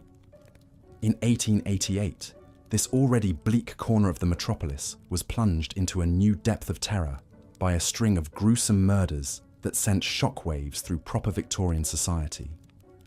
Between August and November of that fateful year, 5 women met horrific ends at the hands of a shadowy figure who came to be known as Jack the Ripper. All the victims were prostitutes who lived and worked in the squalid streets of Whitechapel. Their throats were cut, their bodies savagely mutilated with a surgical precision that led some to speculate the killer had anatomical knowledge, perhaps even being a doctor. The first canonical victim was Mary Ann Nichols, known as Polly. Her body was found in the early hours of August 31st in a dark corner of Bucks Row by a cart driver on his way to work. Her throat had been slit twice and her abdomen ripped open, her intestines pulled out and draped over her shoulder. The brutality of the crime was shocking even in an area accustomed to violence. Just over a week later, in the pre-dawn darkness of September 8th, the body of Annie Chapman was discovered in the backyard of 29 Hanbury Street. Her throat had also been cut and her abdomen sliced open, her uterus removed with chilling precision. The murder scene was a tableau of horror, with the yard's wooden fence stained with blood and a crumpled, torn envelope found by Chapman's hand, perhaps dropped in the struggle. Elizabeth Stride and Catherine Eddowes were the next to fall victim in the early hours of September 30th, in what would come to be known as the double event. Stride's body was found in Dutfield's yard off Berners Street, her throat cut, but her body otherwise unmutilated, leading to speculation the killer may have been interrupted. Less than an hour later, Eddowes' brutalized corpse was discovered in Mitre Square, her face mutilated and her intestines pulled out and placed over her right shoulder. The final canonical murder was perhaps the most vicious of all. Mary Jane Kelly was a young, pretty Irish girl, just 25 years old. In the early morning hours of November 9th, in the squalid room where she lived at 13 Miller's Court, Kelly was essentially butchered. Her body was hacked apart, her heart removed, her face unrecognizable.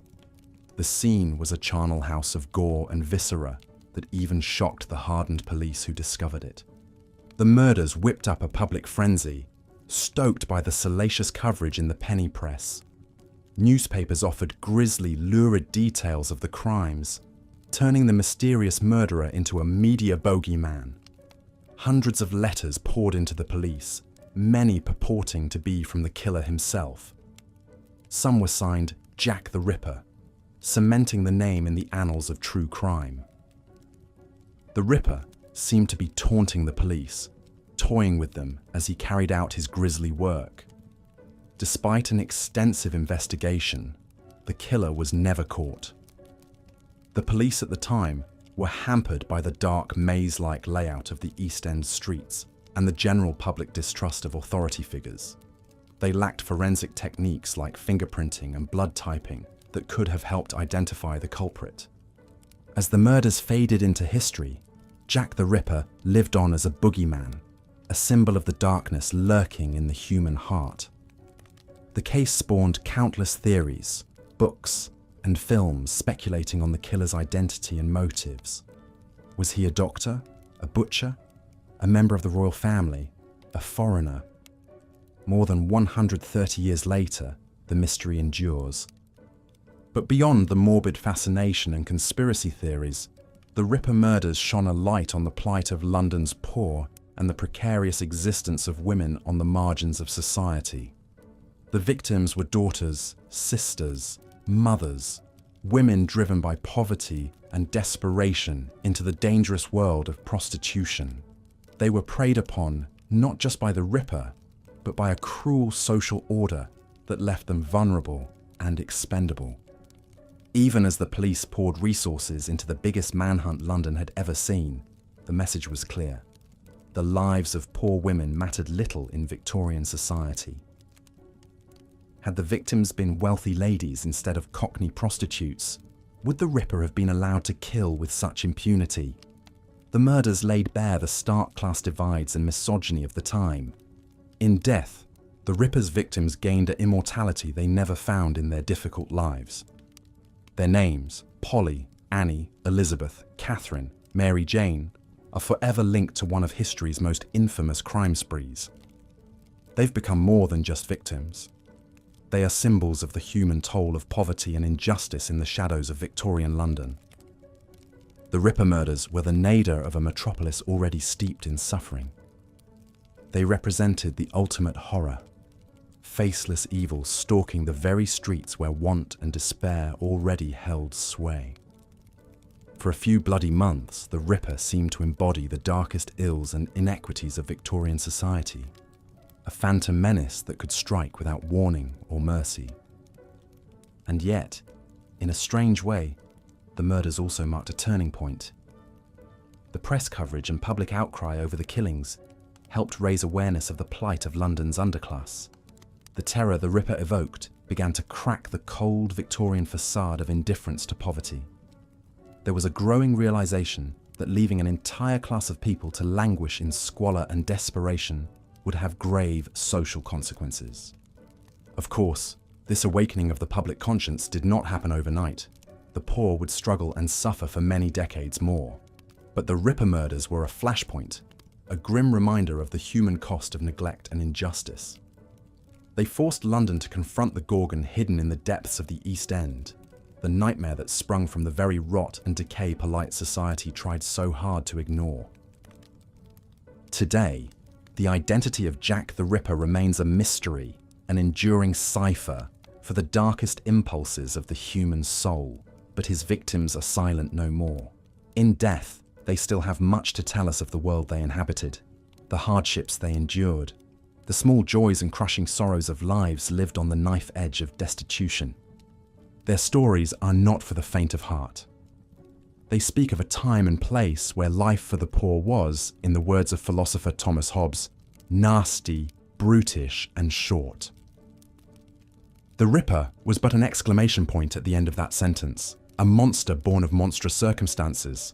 But in remembering the victims and the society that shaped and ultimately failed them, we honor their humanity. We acknowledge the suffering and resilience of those born in the shadows of great wealth and progress. We are reminded that the course of history is so often steered by the forgotten, the unsung, the faces in the crowd. The Ripper's bloody spree in the autumn of 1888 was a heart of darkness for Victorian London, a season of terror that held up a mirror to a society's failings. The murders offered a grim reflection of the vast disparities that defined the era, the cruel social Darwinism that allowed predators to stalk the vulnerable and depraved. But even in the darkest of times, there are glimmers of light. The Ripper murders, for all their horror, helped awaken London's conscience. They stirred the first winds of change that would, slowly but inexorably, begin to ameliorate the lot of the poor. They reminded a society enamored with wealth and progress of its most basic duty, to protect and sustain its most vulnerable members. More than a century later, the spectre of Jack the Ripper still looms large in our collective nightmares. But it is his victims who linger in our conscience, their hard lives and tragic ends, a testament to the human cost of poverty and neglect. In remembering them, we pay tribute to the faceless thousands who shared their plight, the huddled masses whose pain and perseverance built the world we inherit. The Ripper murders were a flashbulb moment, illuminating in chilling detail the darkest recesses of the Victorian psyche. They exposed not just the evil that men do, but the evil that society allows by averting its gaze from suffering.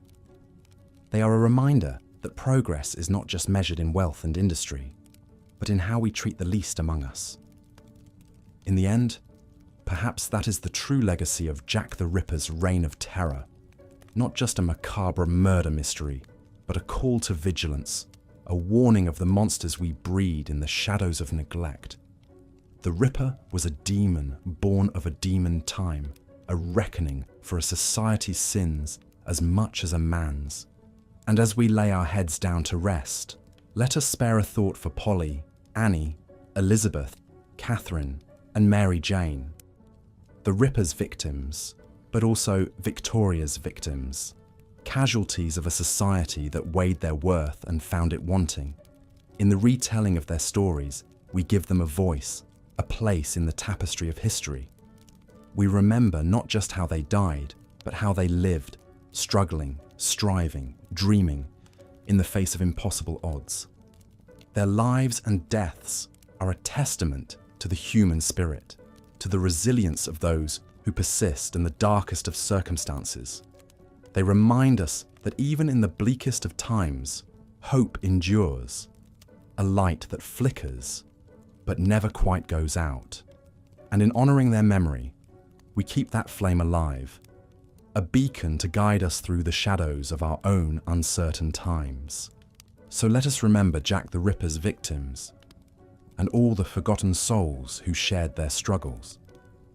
Let their stories be not just a morbid fascination, but a call to empathy, to action, to build a world where no one is left to languish in the shadows.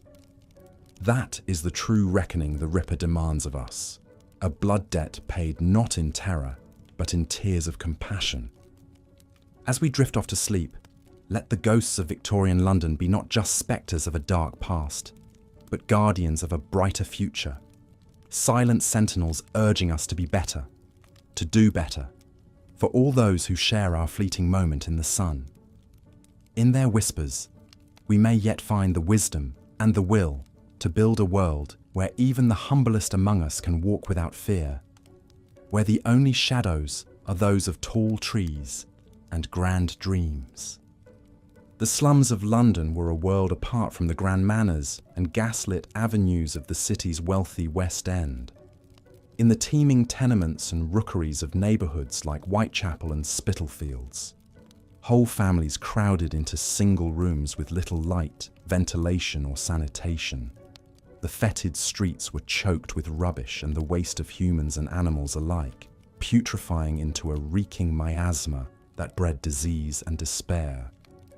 Imagine yourself as young Jack Lucky Jones, a spry 12-year-old lad, scampering along the muck of the River Thameses shores at low tide. Jack was a mudlark, one of the many poor children who scavenged the riverbanks for precious scraps of coal, bits of rope, or anything else that could be sold or used. The mud sucked at his bare feet, studded with shattered glass and rusted nails. But Jack's keen eyes and quick hands darted over the debris, hoping to spy a shimmering coin or a scrap of silver amid the filth. Sometimes Jack got lucky. That's how he earned his ironic nickname among the other mudlarks. A shilling here, an old pocket watch there. Once he even found a gold tooth. But more often the pickings were slim, his stomach growling after hours hunched in the muck. On those lean days, Jack might try his hand at being a tosher. A tosher was a scavenger of the sewers, wading through the dark tunnels in search of lost coins, bits of scrap metal, perhaps a silver spoon if he was lucky. It was even filthier, more dangerous work than mudlarking. The stench was overwhelming in the claustrophobic brick passages. Jack ran the risk of drowning if he was caught by a sudden rush of rainwater and sewage. Rats skittered past in the dark, and strange fungi clung to the clammy walls. But when you're hungry, you'll risk quite a lot for a chance at a few farthings to fill your belly. Still, as grim as mudlarking and toshering could be, it was better than the alternative, ending up in the workhouse. The workhouses were supposed to be places of refuge for the poor and destitute, funded by local parishes. But they were run more like prisons than charities. Upon entering a workhouse, the poor were stripped of their personal belongings and freedom. Families were separated, with husbands and wives housed in different wings, and children sent to either the children's ward or industrial schools. Imagine long days of back-breaking work, breaking stone, picking oakum, unravelling old ropes, or sewing rough uniforms. Meals were meagre, often just watery gruel and stale bread. The able-bodied poor were expected to earn their keep through labour. The sick were warehoused in crowded, unsanitary infirmaries, where diseases like typhus ran rampant. The elderly and infirm whiled away their last days in the grim, old people's ward. For most, ending up in the workhouse was a fate barely better than slow starvation on the streets. One woman who knew the misery of the workhouse all too well was Annie Chapman. Born into poverty, Annie had endured a stint in the Dorset workhouse as a young woman before marrying and having children. But her life took a tragic turn when her husband died, leaving her destitute. Like many poor women, she resorted to prostitution to survive, supplementing her meagre earnings as a charwoman. Annie rented a tiny room on Hanbury Street in Spitalfields, bringing back clients to the dingy space she could barely afford. In the pre-dawn hours of September 8th, 1888, her mutilated body was discovered in the backyard of 29 Hanbury Street.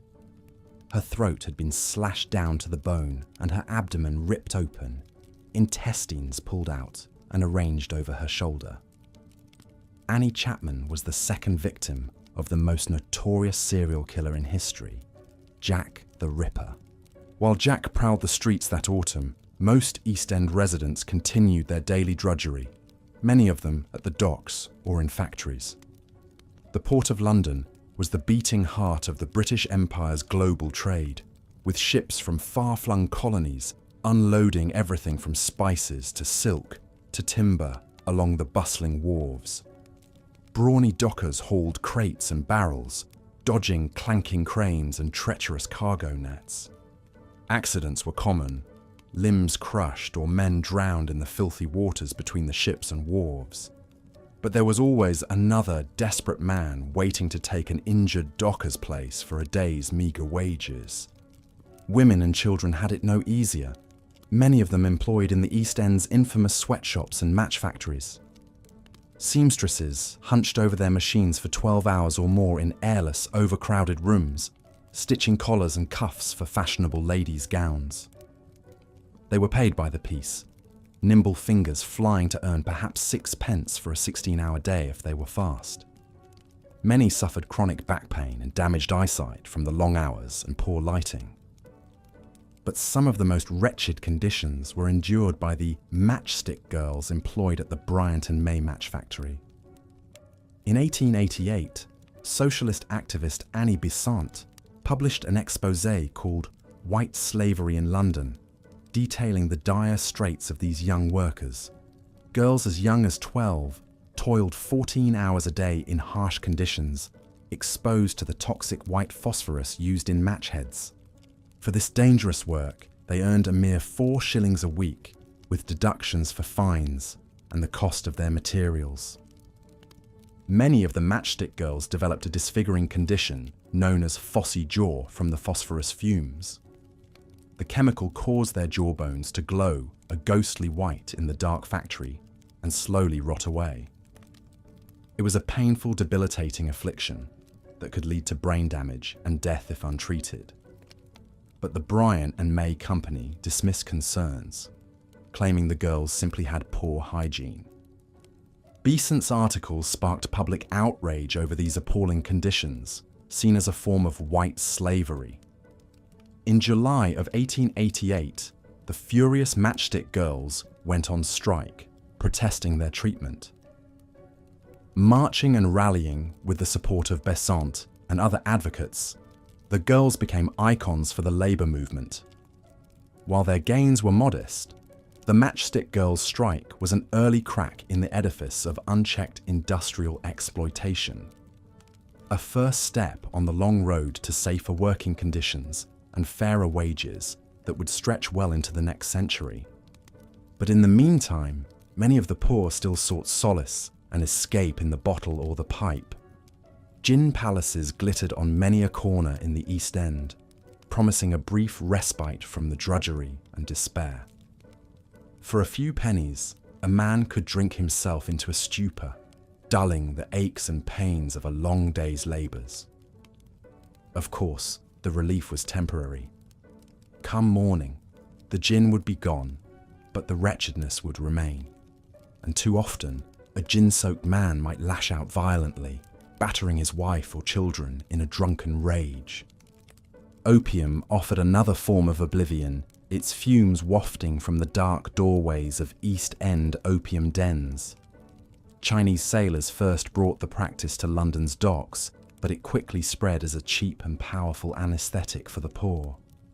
In dim, smoky rooms, hollow-eyed men and women sprawled on grimy mattresses, sucking the drug from delicate pipes as they drifted into hazy, dreamless stupors. Some might disappear into an opium den for days, even weeks, wasting away in a narcotic trance as the world went on without them. Yet even in their desperation, few honest folk of the East End would trade places with the nameless wretches who eked out a living in London's most chilling and forbidden trade, the resurrection men. In a time when the study of anatomy was advancing rapidly, the need for human corpses far outstripped the legal supply. Doctors and medical students required a steady stream of cadavers to dissect, but only the bodies of executed murderers could be legally used.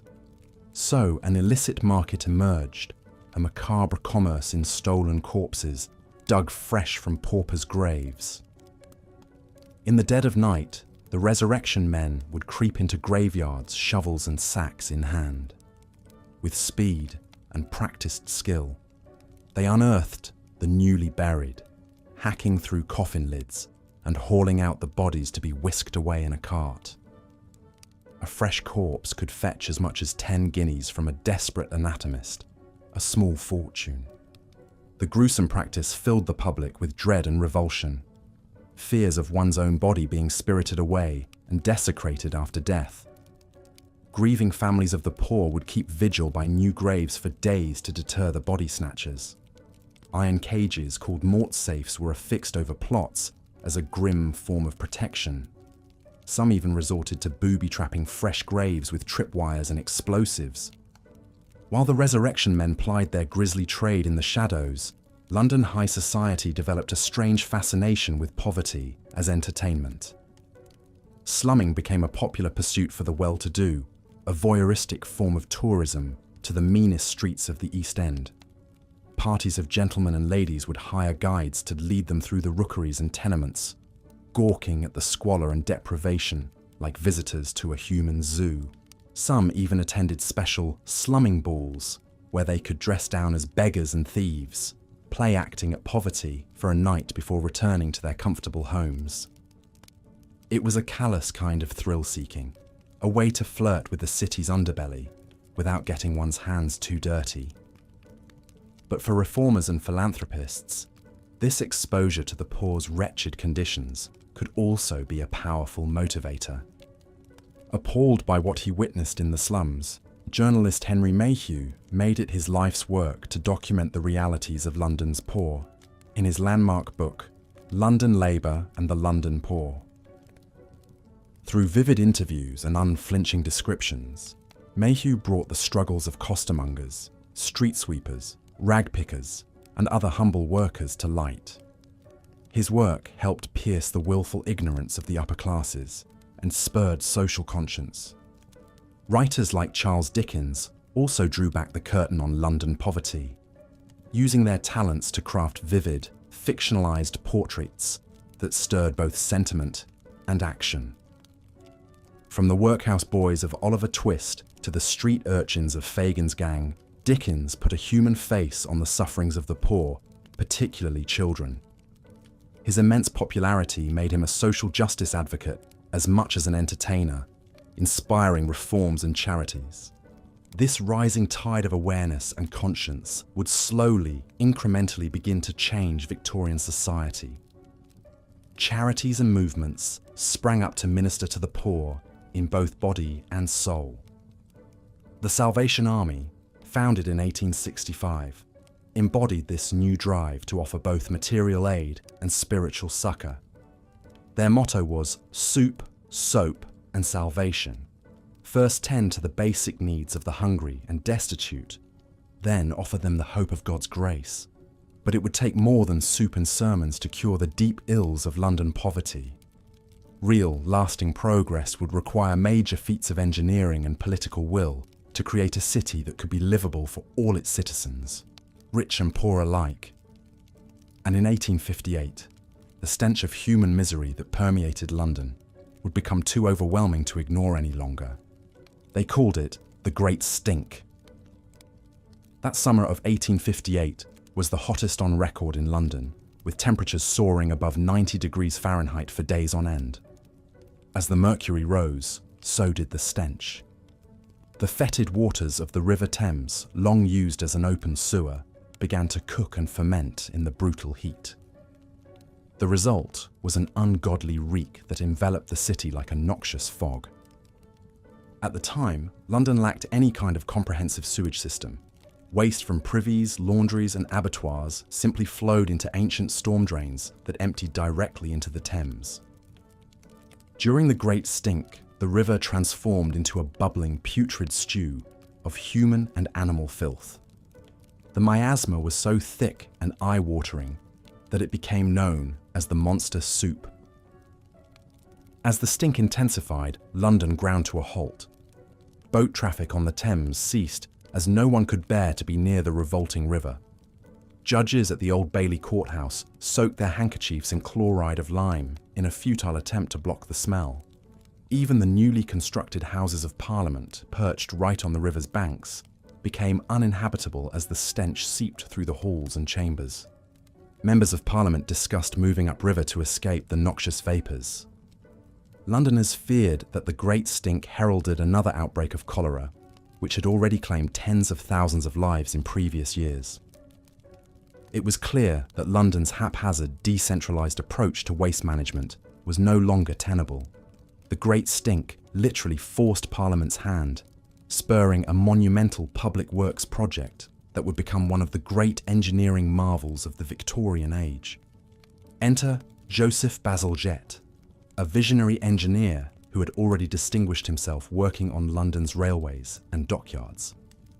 In 1856, Bazalgette was appointed chief engineer of the Metropolitan Board of Works and tasked with solving London's sewage crisis once and for all. His ambitious plan called for a vast network of new sewers running for 100 miles beneath London's streets and carrying waste safely downriver, far from the city centre. It was a staggering feat of engineering and construction. Bazalgette's design called for 4 massive interceptor sewers, running parallel to the Thames on each side. These cavernous brick tunnels were up to 11 feet wide and would be buried deep underground, using gravity and a series of pumping stations to move the waste. Smaller local sewers would feed into the interceptors, creating a comprehensive system that could handle even the most torrential rains. Building Bazalgette's sewers was a back-breaking, dangerous undertaking. Thousands of workmen laboured around the clock, digging trenches and tunnels by hand through London's streets and riverbanks. They burrowed through ancient plague pits and Roman ruins, shoring up the unstable earth with timber and bricks.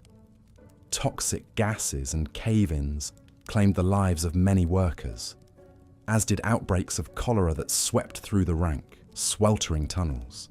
But inch by inch, mile by mile, the great sewers took shape. Bazalgette used the London clay excavated from the tunnels to build up the riverbanks, creating the wide, sweeping Thames embankments that would become one of London's most recognisable features. The Victoria, Albert and Chelsea embankments added 52 acres of new prime riverfront real estate, featuring broad thoroughfares and lush gardens. The southern outfall sewer alone stretched for 11 miles, from Deptford to Crossness, where Bazalgette built a magnificent pumping station to eject the waste into the Thames estuary on outgoing tides.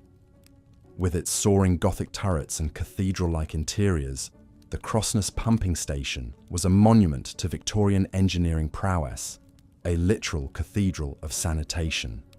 When the new sewer system was completed in 1875, it was hailed as a triumph of human ingenuity over the chaos of nature. The death rate from cholera and other waterborne diseases plummeted as London's drinking water became noticeably cleaner. The Thames began to recover from centuries of abuse, its waters running clearer and fish returning to its depths. Bazalgette's sewers had quite literally saved London from drowning in its own filth. But as monumental an achievement as the sewers were, they alone could not wash away the entrenched poverty and human suffering that still gripped much of London. Real progress would also require a change in the hearts and minds of those in power, a willingness to see the poor as more than an abstract mass to be managed and contained. And slowly but surely, the Victorian conscience was awakening to the plight of the less fortunate. In the squalor of the East End slums, a new kind of hope was taking root. Social reformers and philanthropists were venturing into the depths of poverty, not just to gawk or proselytize, but to listen and understand. They built schools and orphanages, settlement houses and soup kitchens. They fought for child labour laws, public health measures, and decent housing for the working poor. Some of the most unlikely agents of change were London's own poor. banding together to improve their lot through mutual aid societies and labour unions. The women of the Bryant and May Match Factory, once symbolising the depths of industrial exploitation, became the spark for a new labour movement. Their strike in 1888 lit a fire that would spread to other industries, as workers demanded safer conditions, shorter hours, and a living wage. Of course, progress was slow and uneven. The gears of entrenched power and prejudice grind slowly. But the seeds of change had been planted in the fetid soil of London's slums. The misery and degradation of the poor could no longer be ignored or accepted as simply the natural order of things. The old Victorian certainties were crumbling, making way for a new, more humanist age. As the century drew to a close, London remained a city of stark contrasts, glittering wealth and privilege alongside grinding. Jack Jones was just one face among multitudes whose stories have been lost to history.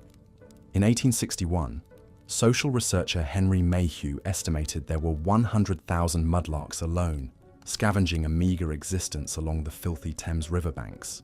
With so many of London's poor engaged in such back-breaking, dangerous labour, it's little wonder average life expectancy in the East End was just 29 years, compared to 55 years for the city's upper classes. For those with no other options, a last refuge could be found in London's workhouses. Established under the harsh New Poor Law of 1834, they were deliberately designed to be foreboding and punitive to discourage all but the most desperate. Imagine entering the gloomy, prison-like edifice of the St. Marylebone Workhouse, stripped of your possessions and dignity. Men, women, and children were separated, personal clothes replaced with rough uniforms. Hard labour, strict rules, and meagre meals of thin gruel awaited, all to make poverty as demeaning and unpleasant as possible. One woman who found herself at the mercy of the workhouse system was Annie Chapman. Born in 1841, Annie married at 16 and had 3 children, but descended into alcoholism and destitution after her husband's death. In and out of workhouses, she eventually turned to prostitution to survive, eking out a tenuous existence in the nightly shadow world of Whitechapel. In 1888, the hard luck of Annie's life reached a grisly culmination when her body was discovered brutally mutilated, the second confirmed victim of the notorious Jack the Ripper. Chapman's short, hard-scrabble life and vicious death exemplified the vulnerability and desperation of London's underclass women. For many, what little employment they could find was in the harsh realm of factories and sweatshops. In the suffocating confines of the Bryant and May Match Factory, girls as young as 12 toiled up to 16 hours a day for a pittance in horrendous conditions. Exposure to toxic white phosphorus used in match heads caused many to develop the grotesque deformity known as phossy jaw, as the compound ate away at the bones of their faces. Public awareness of these dangers was raised by social reformer Annie Besant, who published a damning article on the match girls' plight in 1888. She decried the white slavery of such abusive child labour and helped instigate the famous London match girls' strike that year. While small gains were made in pay and conditions, the lot of factory girls remained grim. Besant remarked, "I had seen suffering and death in the East End, but nothing I had seen equalled the misery of these poor girls." Beaten down by unrelenting poverty and the crushing weight of their lot in life, London's destitute turned to what small comforts they could find: cheap gin and opium. In foul-smelling dens and grimy gin palaces, they sought oblivion and temporary escape from cold, hunger, and despair. An observer described one such hovel as dark, low, and stifling, full of a heavy vapour. Men and women were lying on the wretched beds or crouching on the floor. A few lamps on the wall shed a dim light on the scene. Some were picking at their arms or legs with needles. Opium, funnelled into London's rookeries by merchants from Britain's Indian possessions, offered a cheap and ready stupor. Users sprawled insensate on filthy mattresses, sometimes for days, in a twilight netherworld of drug-induced dreams and delirium. Meanwhile, gin shops dispensed turpentine-laced liquor that promised boozy oblivion by the dram to stupefied customers. In 1851, Dickens described these scenes. The gin shops remained open all night long, and the roar of drunkenness never ceased. Miserable women often plied at the doors of the gin shops to feed their starving children. It was these same fog-choked, gas-lit streets and alleys that formed the perfect, lurid backdrop for the most notorious criminal of the Victorian age. In 1888, recurring murders of destitute women in the Whitechapel slums created a fevered atmosphere of dread and morbid fascination. The victims, all prostitutes, had been brutally slashed and mutilated, their viscera strewn about by a seemingly uncatchable killer, soon known as Jack the Ripper. The Ripper's savagery was shocking even to a public jaded by the everyday brutalities of London's underworld. His crimes seemed to spring from some unknowable motive and alien evil beyond comprehension. Wild theories about the murderer's identity abounded. A deranged butcher, a mad doctor, even a member of the royal family. The fact that he was never apprehended only enhanced the growing mythos of a phantom-like monster with satanic cunning, preying on the most helpless dregs of society.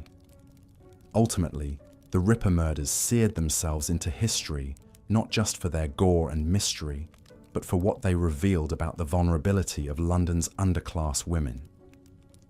It threw into harsh relief how they existed at the very bottom of the city's hierarchy, leading short, brutish lives snuffed out in squalid obscurity until a maniac's blade made them briefly, gruesomely newsworthy. Their fates were a reminder that for those not born to privilege in Victorian London, life was too often nasty, desperate, and short.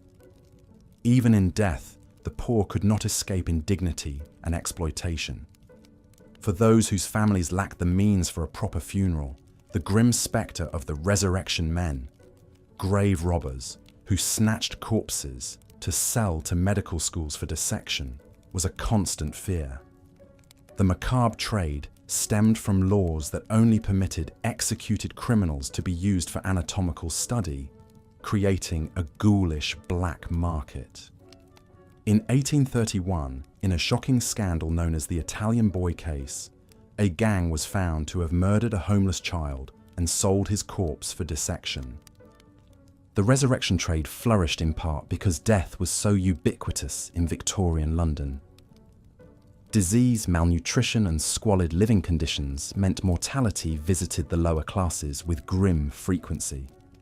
Tuberculosis, typhoid, cholera, and smallpox ravaged the crowded slums, their spread aided by poor sanitation and hygiene.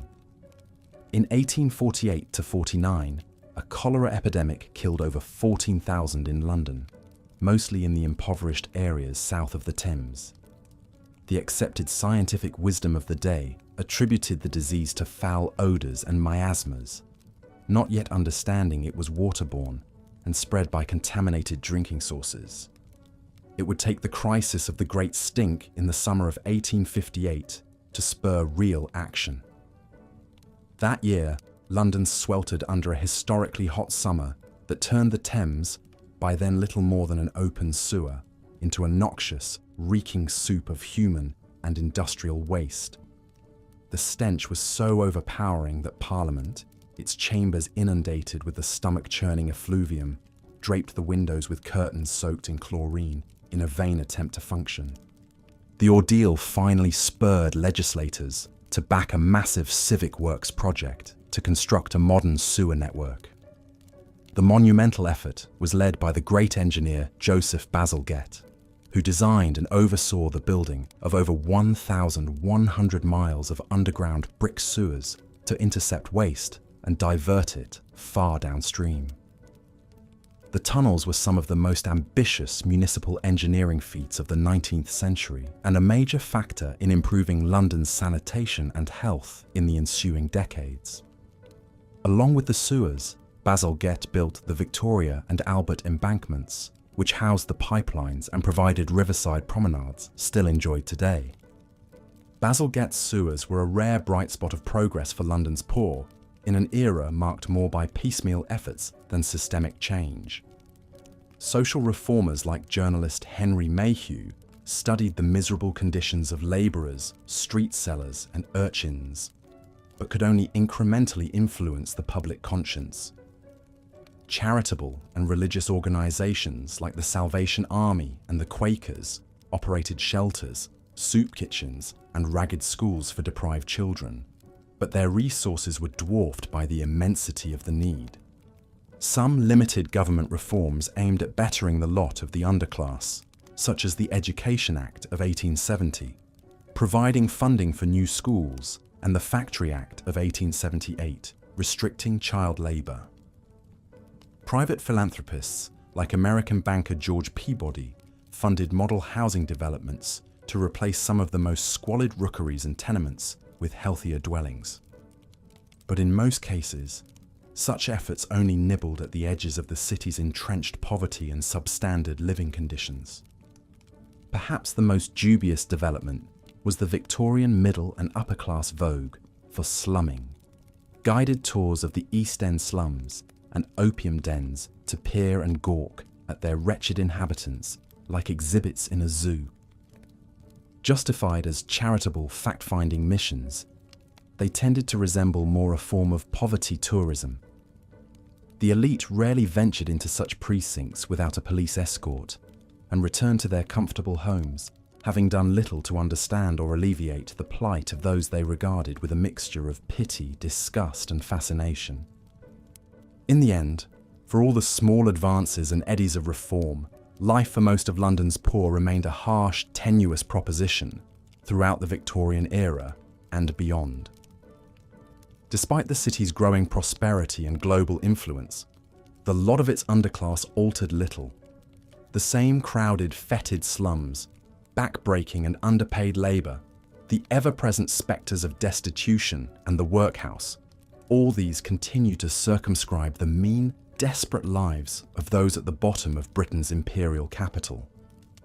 It is hard not to contemplate their plight, to picture them toiling in the shadows of the Strand's grand facades and palatial townhouses, and not feel the injustice and waste of so many drawn, hopeless faces and talents ground to nothing by the great engine of empire. But we can also glimpse in the few who emerged to put a human face on that misery, the reformers and radicals, the match girls and dockers who fought and organised for better lives, the unquenchable spirit that endured in the face of such hardship. The London of today is in many respects unrecognisable from its Victorian ancestor, a city of steel and glass, startling diversity and vibrancy, its grimmiest corners now hipster havens and pricey enclaves. But still, parallels endure. The obscene gulf between affluence and want, the invisible workers who clean and guard the towers of privilege, the same aching social and economic divides that consign too many to hardship. And in this, Victorian London stands eternally as a reminder and rebuke, asking us to remember how we treat the lowest among us, how we look after those ground beneath the wheel, as our great cities rise ever skyward on the labours of ghosts. The poor of London faced a brutal calculus, work grueling, hazardous jobs in abysmal conditions, or risk death by starvation and exposure in the streets. For women, the options were even more agonising. Imagine being Mary Ann Nichols, a 43-year-old mother of 5, cast out by her husband after a string of unlucky breaks. To avoid the workhouse, she takes up lodging in a shabby Whitechapel boarding house. But without respectable work, Mary must turn to the one thing no one can take from her, her body. Night after night, she walks the shadowy streets as a prostitute, living in constant danger. Her bed might be a dank, filthy corner of Whitechapel, or If she's lucky, a 4-pence-a-night cubicle at Wilmot's lodging house on Thrall Street. She has little to call her own: a brush and comb, 2 petticoats, a pot of rouge. Every day is a desperate gamble between destitution and perhaps bringing home a shilling to live on. But even this wretched existence is soon cut short. In the early morning mist of August 31st, 1888, Mary's mutilated body is found on the cobblestones of Bucks Row, her throat cut to the bone. The grisly murder sends shockwaves through the East End, and for Mary's fellow prostitutes, it's a chilling warning of a new predator on the prowl: Jack the Ripper. The sad truth was, long before the Ripper's reign of terror, women on the margins led precarious, expendable lives. Earning pennies as labourers or seamstresses was often not enough to survive on. So many were forced to sell their bodies, risking violence and disease. For poor women especially, Victorian London was a bleak and perilous place. They faced a double vulnerability to exploitation at work and brutality at home and in the streets. Wife-beating was shockingly common and even tolerated as a husband's right. Domestic violence drove many women to the streets in the first place. Walking those gaslit alleys at night, soliciting strangers, the threat of abuse was ever present. Rapes and beatings by clients or police were an occupational hazard, to be borne in silence. A sex worker had little legal recourse. She was more likely to be arrested herself for public indecency or disorderly behaviour. Pregnancy was another jeopardy. Contraception was scanty, and many prostitutes bore unwanted children. Backstreet abortions were risky procedures in dingy kitchens or rented rooms. More than a few women bled out or died of infection. Mary Ann Nichols left behind a bleak legacy for her children. Her son Edward followed his mother into a vagabond existence, hawking trinkets on the street. He took up a common-law wife, but she soon died, some say of drink. Edward himself later turned up in the workhouse infirmary, destitute and broken. Mary's daughter Alice fared scarcely better, winding up pregnant and unmarried at 16. She gave birth to her son in the grim confines of the Lambeth workhouse. Though little Victor grew up to be a butcher's boy and soldier, his beginnings were in the shadow of poverty his grandmother knew too well. These snapshots of family pain, captured in workhouse records and census sheets, tell a larger story. For London's poorest women and their offspring, misfortune begat misfortune down the generations. Nichols' tale was sadly typical. A life mired in deprivation, leading to a dangerous trade and ending in a macabre footnote in the annals of crime. Even as the city's wealth and power grew, the options for its underclass of women remained slim and fraught with jeopardy. The same squalid slums that bred killers like the Ripper also bred the desperation of his victims. But amid the oppressive misery, there were flickers of progress and spots of light. Josephine Butler was one crusading voice for London's most marginalised women. An upper-middle-class lady of tireless compassion, she ministered to prostitutes and rape survivors when few others dared. In 1869, Butler helped lead a campaign to repeal the Contagious Diseases Acts, a set of laws that persecuted sex workers in the name of controlling venereal disease. Police could detain any woman suspected of prostitution and force them to undergo degrading pelvic exams. Butler exposed the cruelty of this system, which punished women but overlooked their male clients. Her speeches and writings helped shift Victorian minds to see these women as victims of circumstance, not wanton sinners. While the acts were not fully repealed until 1886, her advocacy laid the groundwork. Other efforts chipped away at the edifice of sexual oppression. Millicent Fawcett, later a leader of the suffragettes, also took up the banner. Just 18 when she heard Butler speak, Fawcett began visiting workhouses and collecting evidence of women's mistreatment to lobby for repeal. This youthful fervour for justice would animate her life's work expanding rights and freedoms for women. Slowly but surely, the plight of London's fallen women seeped into the public consciousness. Novelists and journalists exposed their stark realities. Charles Dickens, in the pages of Oliver Twist, gave an unflinching glimpse into the abuse of the young prostitute Nancy by the violent criminal Bill Sikes. In newspapers and penny dreadfuls, the Ripper murders sparked a feverish fascination, but they also sparked a more sober discussion of the wretched living conditions in the East End that left women so defenceless. Slum clearance schemes and affordable housing became matters of civic interest. The hardscrabble lives of women like Mary Ann Nichols, Annie Chapman, and Elizabeth Stride would not be magically transformed, but their ugly, untimely deaths had made the suffering of their sisters harder to ignore. Out of the miasma of violence and vice, a more urgent conversation had begun.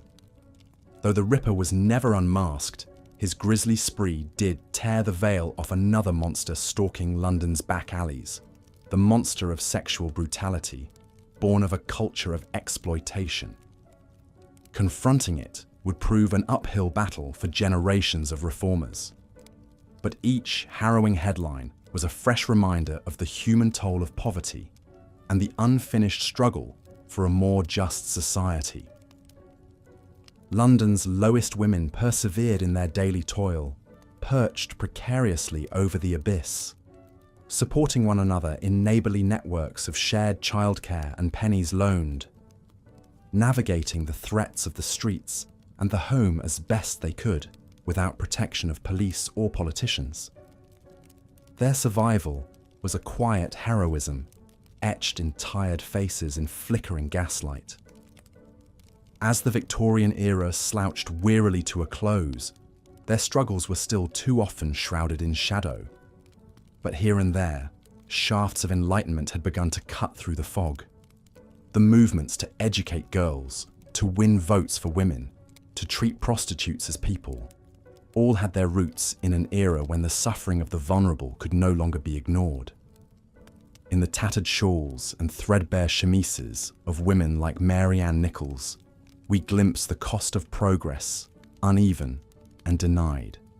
In their short, fraught, unheralded lives, we trace the slow awakening of a society's conscience. London's overlooked women, and those who lifted them up, lit candles of courage in the gloom, all unsung foremothers in a long march from Victorian cruelty to a more humane future. Jack Lucky Jones sat shivering in the pre-dawn gloom, his bare feet dangling over the edge of the quay. The frigid stones sent a deep chill through his thin, ragged trousers. He watched as the last stars faded into the misty twilight. The great clock of Westminster struck 6, its chimes echoing across the sleeping city. Lucky stretched and yawned, his breath pluming in the cold. It was time to begin his daily toil as a mudlark, scavenging the foul banks of the River Thames for bits of coal, wood, and anything else of value that the tides left behind. Mudlarking was hungry, filthy, and often dangerous work, but for thousands of London's poorest children, it was a matter of survival.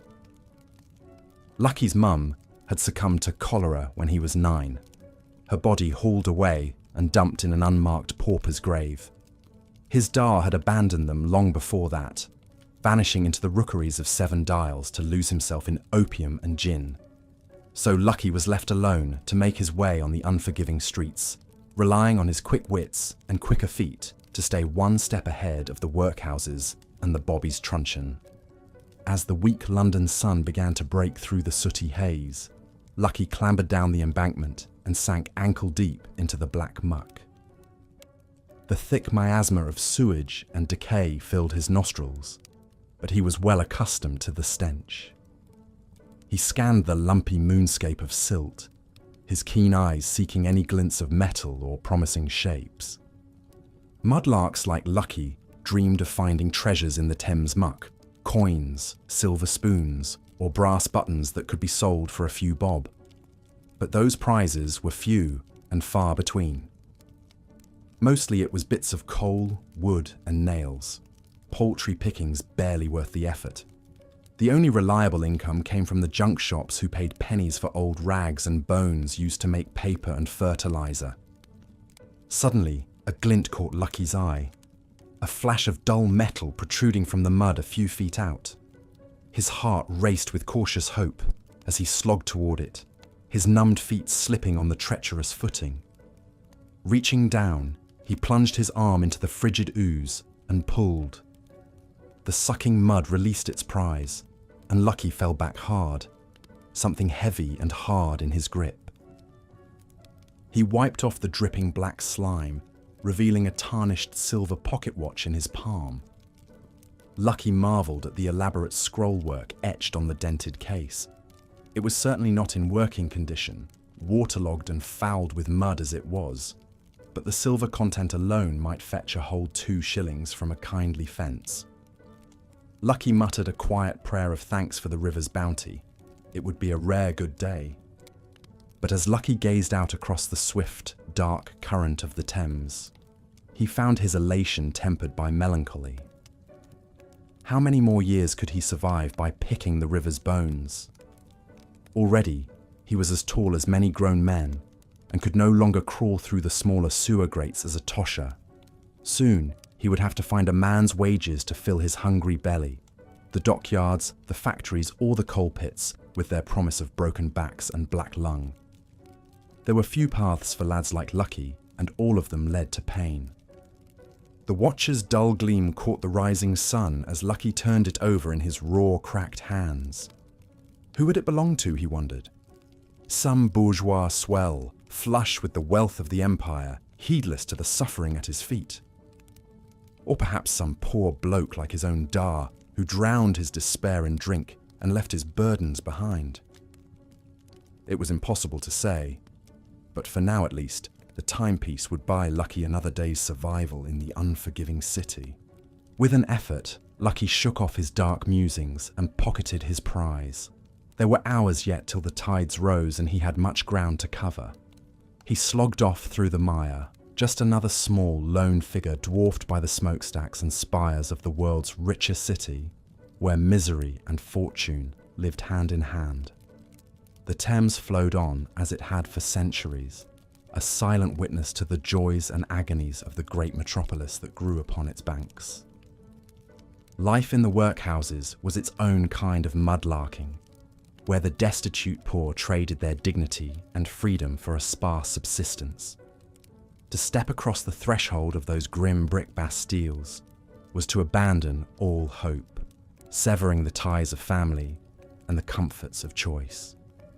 But for those with nowhere else to turn, the workhouse was the final safety net between life and death, a sanctuary as pitiless as the streets. Annie Chapman knew the workhouse well.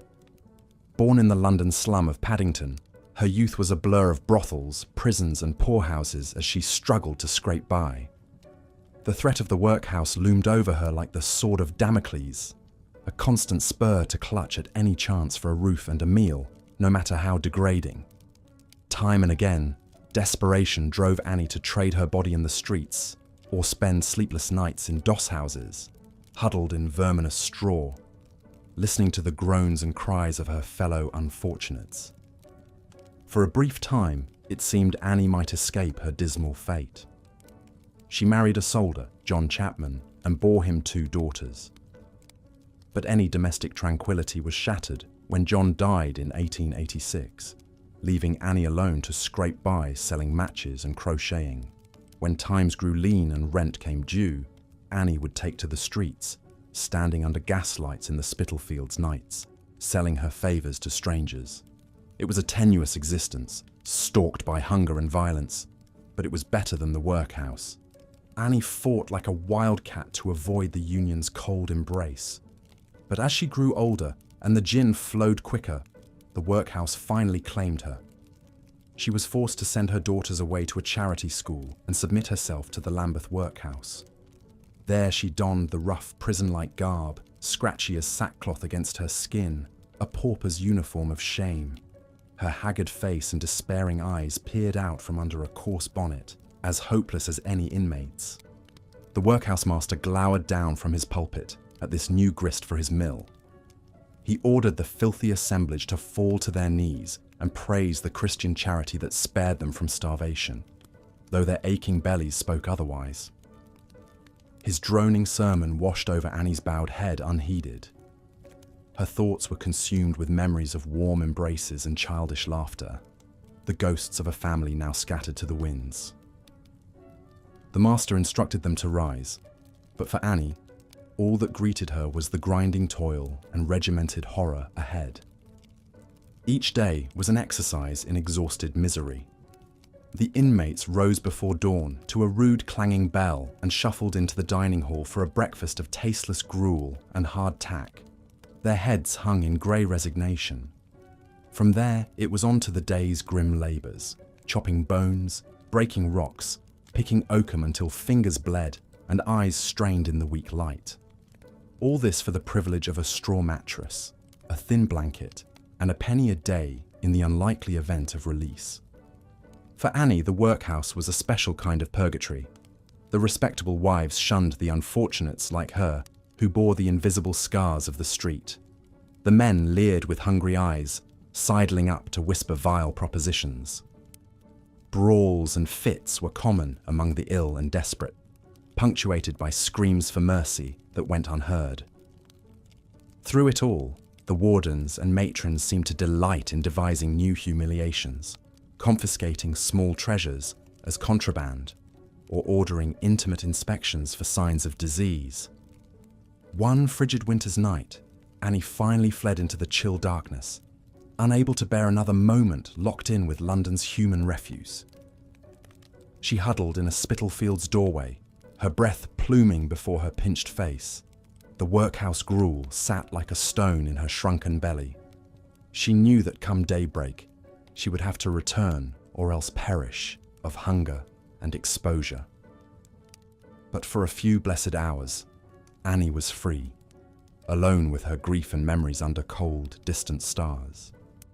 Years later, Annie Chapman would achieve a grim celebrity as the second victim of London's most notorious killer, Jack the Ripper. Her mutilated body would be displayed in all its lurid detail on the front pages of the penny dreadfuls, devoured by a fascinated public. But as she lay in that Hanbury Street yard, her life's blood slowly ebbing into the cracks between the cobbles, it's doubtful Annie spared much thought for her soon-to-be murderer. Her final breaths were surely filled with visions of warm, childish smiles and happier days long since consigned to the gutters and workhouses of cruel, uncaring London. The terrifying crimes of Jack the Ripper. In the autumn of 1888, a sinister shadow fell over the narrow, cobblestoned alleys of London's East End. As the fog curled through the night, a figure lurked in the gaslit darkness. A mysterious killer who would become known as Jack the Ripper. Between August and November of that year, 5 women were brutally murdered, their bodies left mutilated in the dim streets of Whitechapel and Spitalfields. All were prostitutes, struggling to survive in the harshest corners of Victorian society. The first victim was Mary Ann Nichols, discovered in the early hours of August 31st. Her body, stabbed and slashed with a savagery that shocked even hardened police officers, was found in a gutter on Bucks Row. Over the next 3 months, 4 more women would meet the same horrific fate: Annie Chapman, Elizabeth Stride, Catherine Eddowes, and Mary Jane Kelly.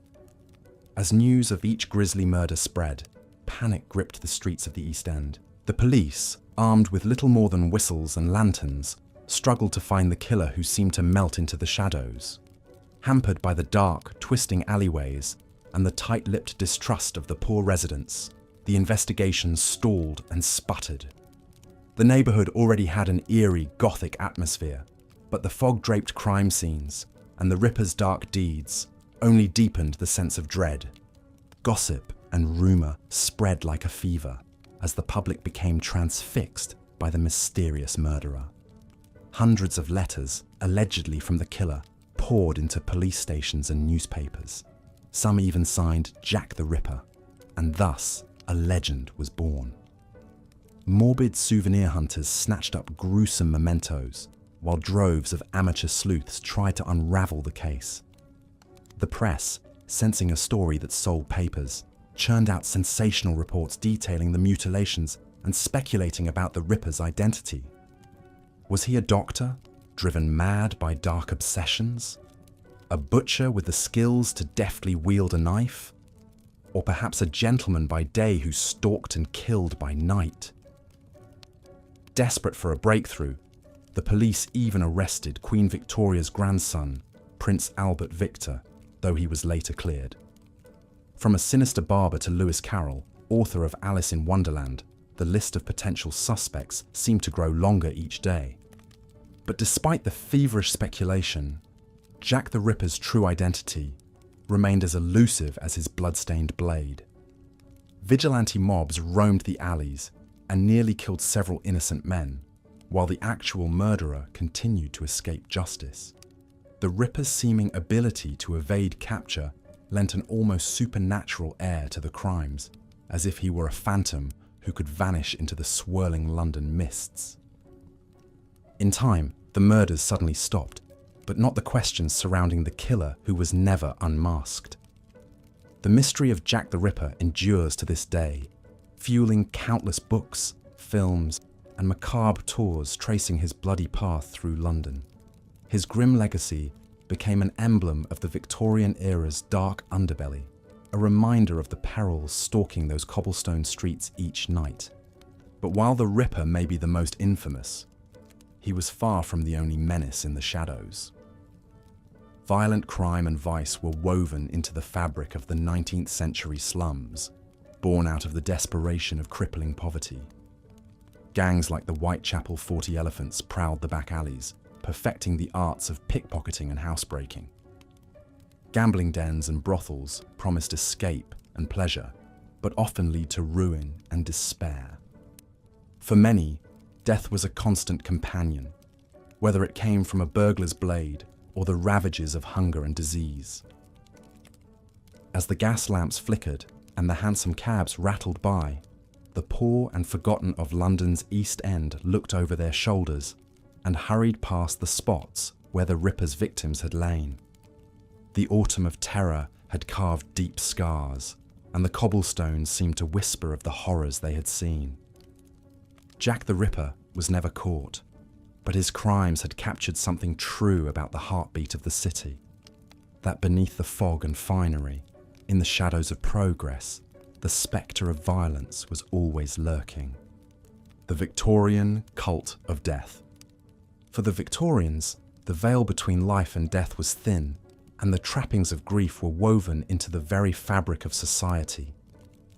In an era plagued by poverty, disease, and accidents, death was an ever-present spectre looming over both rich and poor. The average life expectancy in Victorian England hovered around 40 years old, and child mortality rates were staggeringly high. In the cramped and filthy slums, entire families could be wiped out by a single outbreak of cholera or typhoid fever. Faced with such brutal realities, the Victorians developed elaborate rituals and strictures around death and mourning. Funerals were somber, lavish affairs, with no detail overlooked in the all-consuming business of grief. Undertakers offered a dizzying array of caskets and urns, while newspapers hawked black-bordered mourning stationery and special funeral biscuits. There was even a whole industry devoted to post-mortem photography, capturing eerie images of the deceased posed as if still alive. For the wealthy, the etiquette of mourning was every bit as rigid as the social hierarchies of life. When Prince Albert, the beloved husband of Queen Victoria, died of typhoid in 1861, the Queen threw herself into deepest mourning, wrapping herself in a widow's weeds that she would wear for the next 40 years until her own death. As the trendsetter for her class, Victoria's prolonged bereavement rippled across high society. Elaborate mourning dresses allowed wealthy women to telegraph the depths of their grief, with special fabrics and veils dictated for each phase of mourning. But for the poor, Even the basic dignity of a proper funeral and burial could be out of reach. Many families could not afford the cost of a coffin, let alone the fees for a plot in the overcrowded city churchyards. The truly destitute faced the grim prospect of anatomists claiming their loved ones' corpses for medical dissection, a fate considered a deep violation of the dead. This led to the rise of so-called resurrection men, shadowy figures who stole freshly interred bodies from graveyards to sell to doctors for a tidy profit. Even in the darkest of times, the Victorians found ways to celebrate and commemorate the dead. Lavish monuments and tombstones filled the grand garden cemeteries on the outskirts of London, where the upper classes interred their departed in a lush, park-like setting. Mourning jewellery woven with the hair of the deceased allowed people to keep a tangible part of their loved ones close. Public mourning for figures like Admiral Nelson and the Duke of Wellington verged on mass hysteria, with grandiose state funerals and monuments erected in their honour. The spectre of death may have stalked the streets of Victorian London, but it also spurred acts of remembrance, from humble keepsakes to the soaring spires and weeping angels still watching over its fabled graveyards. In death, it seemed, even the poorest and most powerless could finally achieve a measure of dignity and a shot at immortality. The Great Leveller, the Grim Reaper, bound the citizens of the city together more than any other force. As much as railways and ships knitted together the empire, it was this collective dance with death and loss that made Victorian London a singular metropolis of grief and memory. Slumming it, the Victorian fascination with poverty. Even as they averted their eyes from the suffering on their doorsteps, the Victorian upper classes found themselves drawn to the dark allure of London's slums. In the fashionable drawing rooms of Mayfair and Belgravia, a peculiar trend emerged: slumming, or venturing into the poorest neighbourhoods to observe how the other half lived. For the elite, the East End became a sort of human zoo, where they could safely gawk at the exotic wildlife of the underclass from the comfort of their carriages. Guided tours sprang up to cater to these high society thrill seekers, led by police constables or self-proclaimed experts on the urban underbelly. For a fee, gentlemen and ladies could be whisked through the narrow streets of Whitechapel or the crowded rookeries of St. Giles, taking in the sights, sounds and smells of abject poverty. They marvelled at the colourful street markets and the exotic wares of the Jewish quarter, while holding their noses at the stench of the open sewers and the unwashed poor. Some slummers claimed a noble motive, a desire to understand and help the less fortunate. Writers and journalists like Henry Mayhew and Jack London disguised themselves to spend time among the poor, documenting their daily struggles in vivid, unsparing detail. Their accounts, like Mayhew's London Labour and the London Poor, became sensational bestsellers, sparking a wave of social consciousness and calls for reform. But for many, slumming was a more voyeuristic pastime, a way to indulge in the vicarious thrills of rubbing shoulders with the dangerous classes. They sought out the opium dens and penny gaffs, sampling the exotic vices of the Orient and the cheap amusements of the masses. There was a dark romanticism to the idea of the noble savage, the penniless but happy-go-lucky Cockney taking life as it came. It allowed the rich to feel worldly and adventurous, without leaving the gilded cage of their own privilege. Even the great Charles Dickens was not immune to the slumming craze. As a young journalist, he spent hours wandering the winding alleys of the slums, soaking up the colour and pathos he would pour into novels like Oliver Twist and Bleak House. His unflinching depictions of workhouses and debtors' prisons pricked the conscience of the nation, even as his more sentimental portraits of happy urchins and plucky pickpockets captured the public imagination. In the end, the vogue for slumming was a double-edged sword. It did raise awareness of the plight of the poor and spur some much-needed reforms, from the expansion of the sewer system to the construction of new schools and hospitals.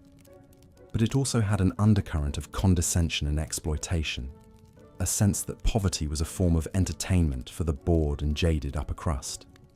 The poor were not consulted on whether they wanted to be gawked at like animals in a menagerie.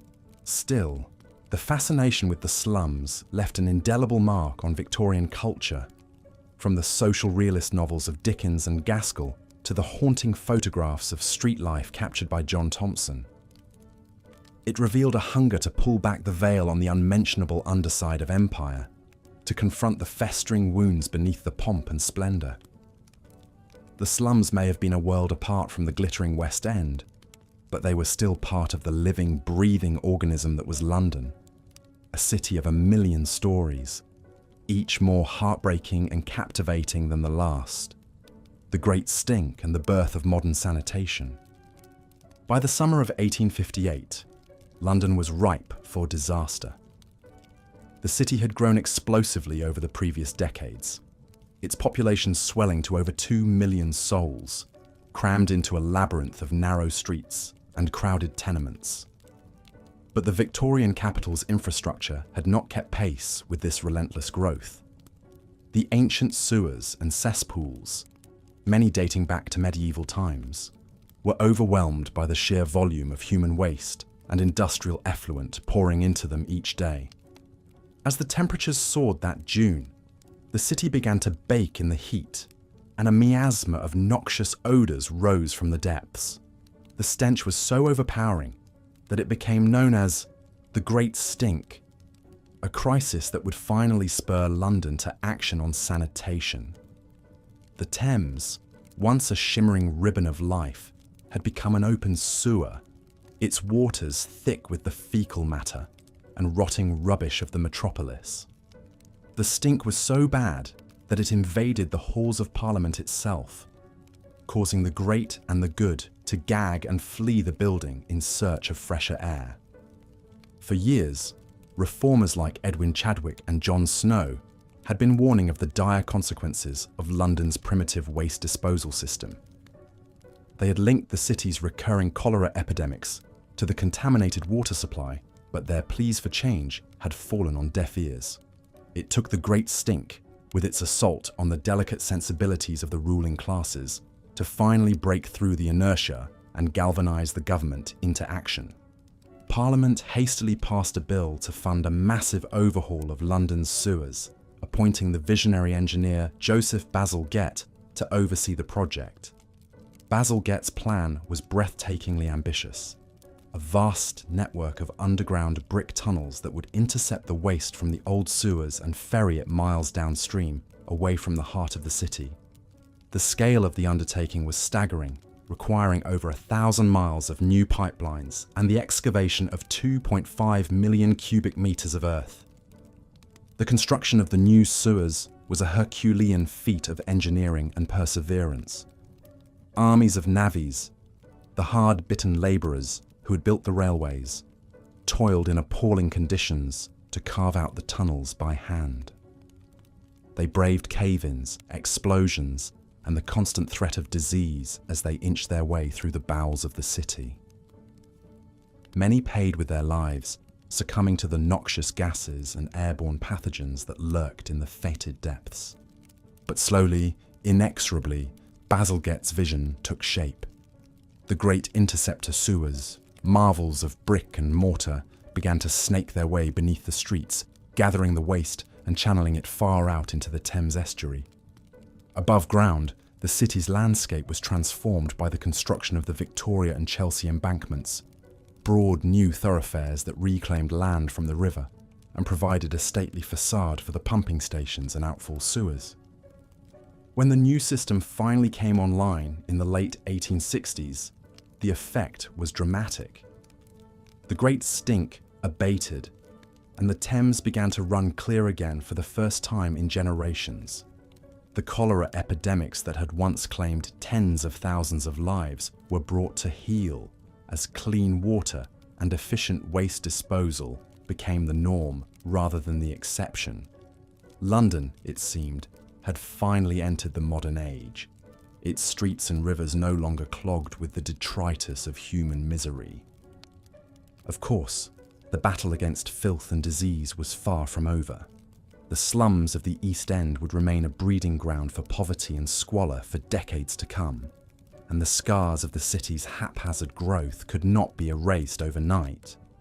But the Great Stink and the birth of London's modern sewer system marked a turning point, a moment when the Victorian city began to reckon with its own dark underbelly and take steps to create a more livable, humane environment for all its citizens. Today, Bazalgette's sewers still form the backbone of London's wastewater infrastructure, a testament to the skill and foresight of their creator. They stand as a reminder of the hard-won progress that brought light and air to the darkest corners of the city, and of the unsung heroes who toiled beneath the streets to make it all possible.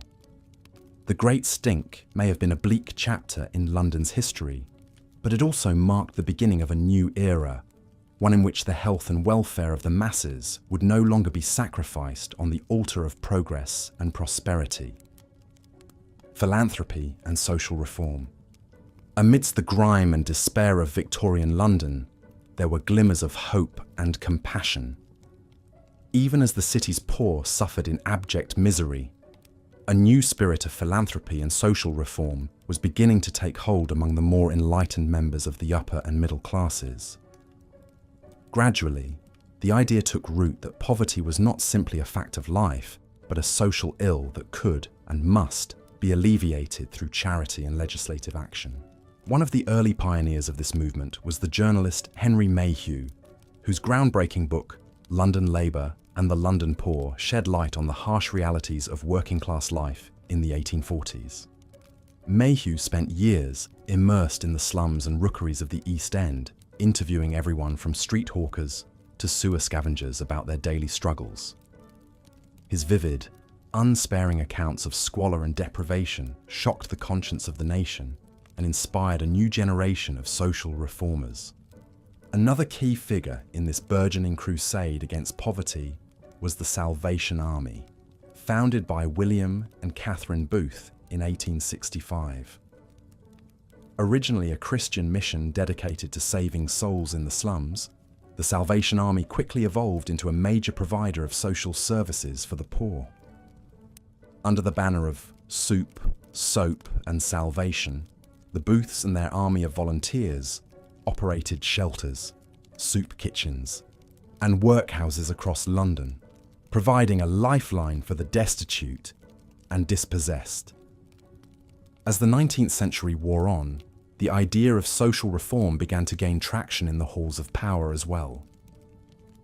The Education Act of 1870 was a major milestone, providing government funding for the construction of new schools and making education compulsory for all children up.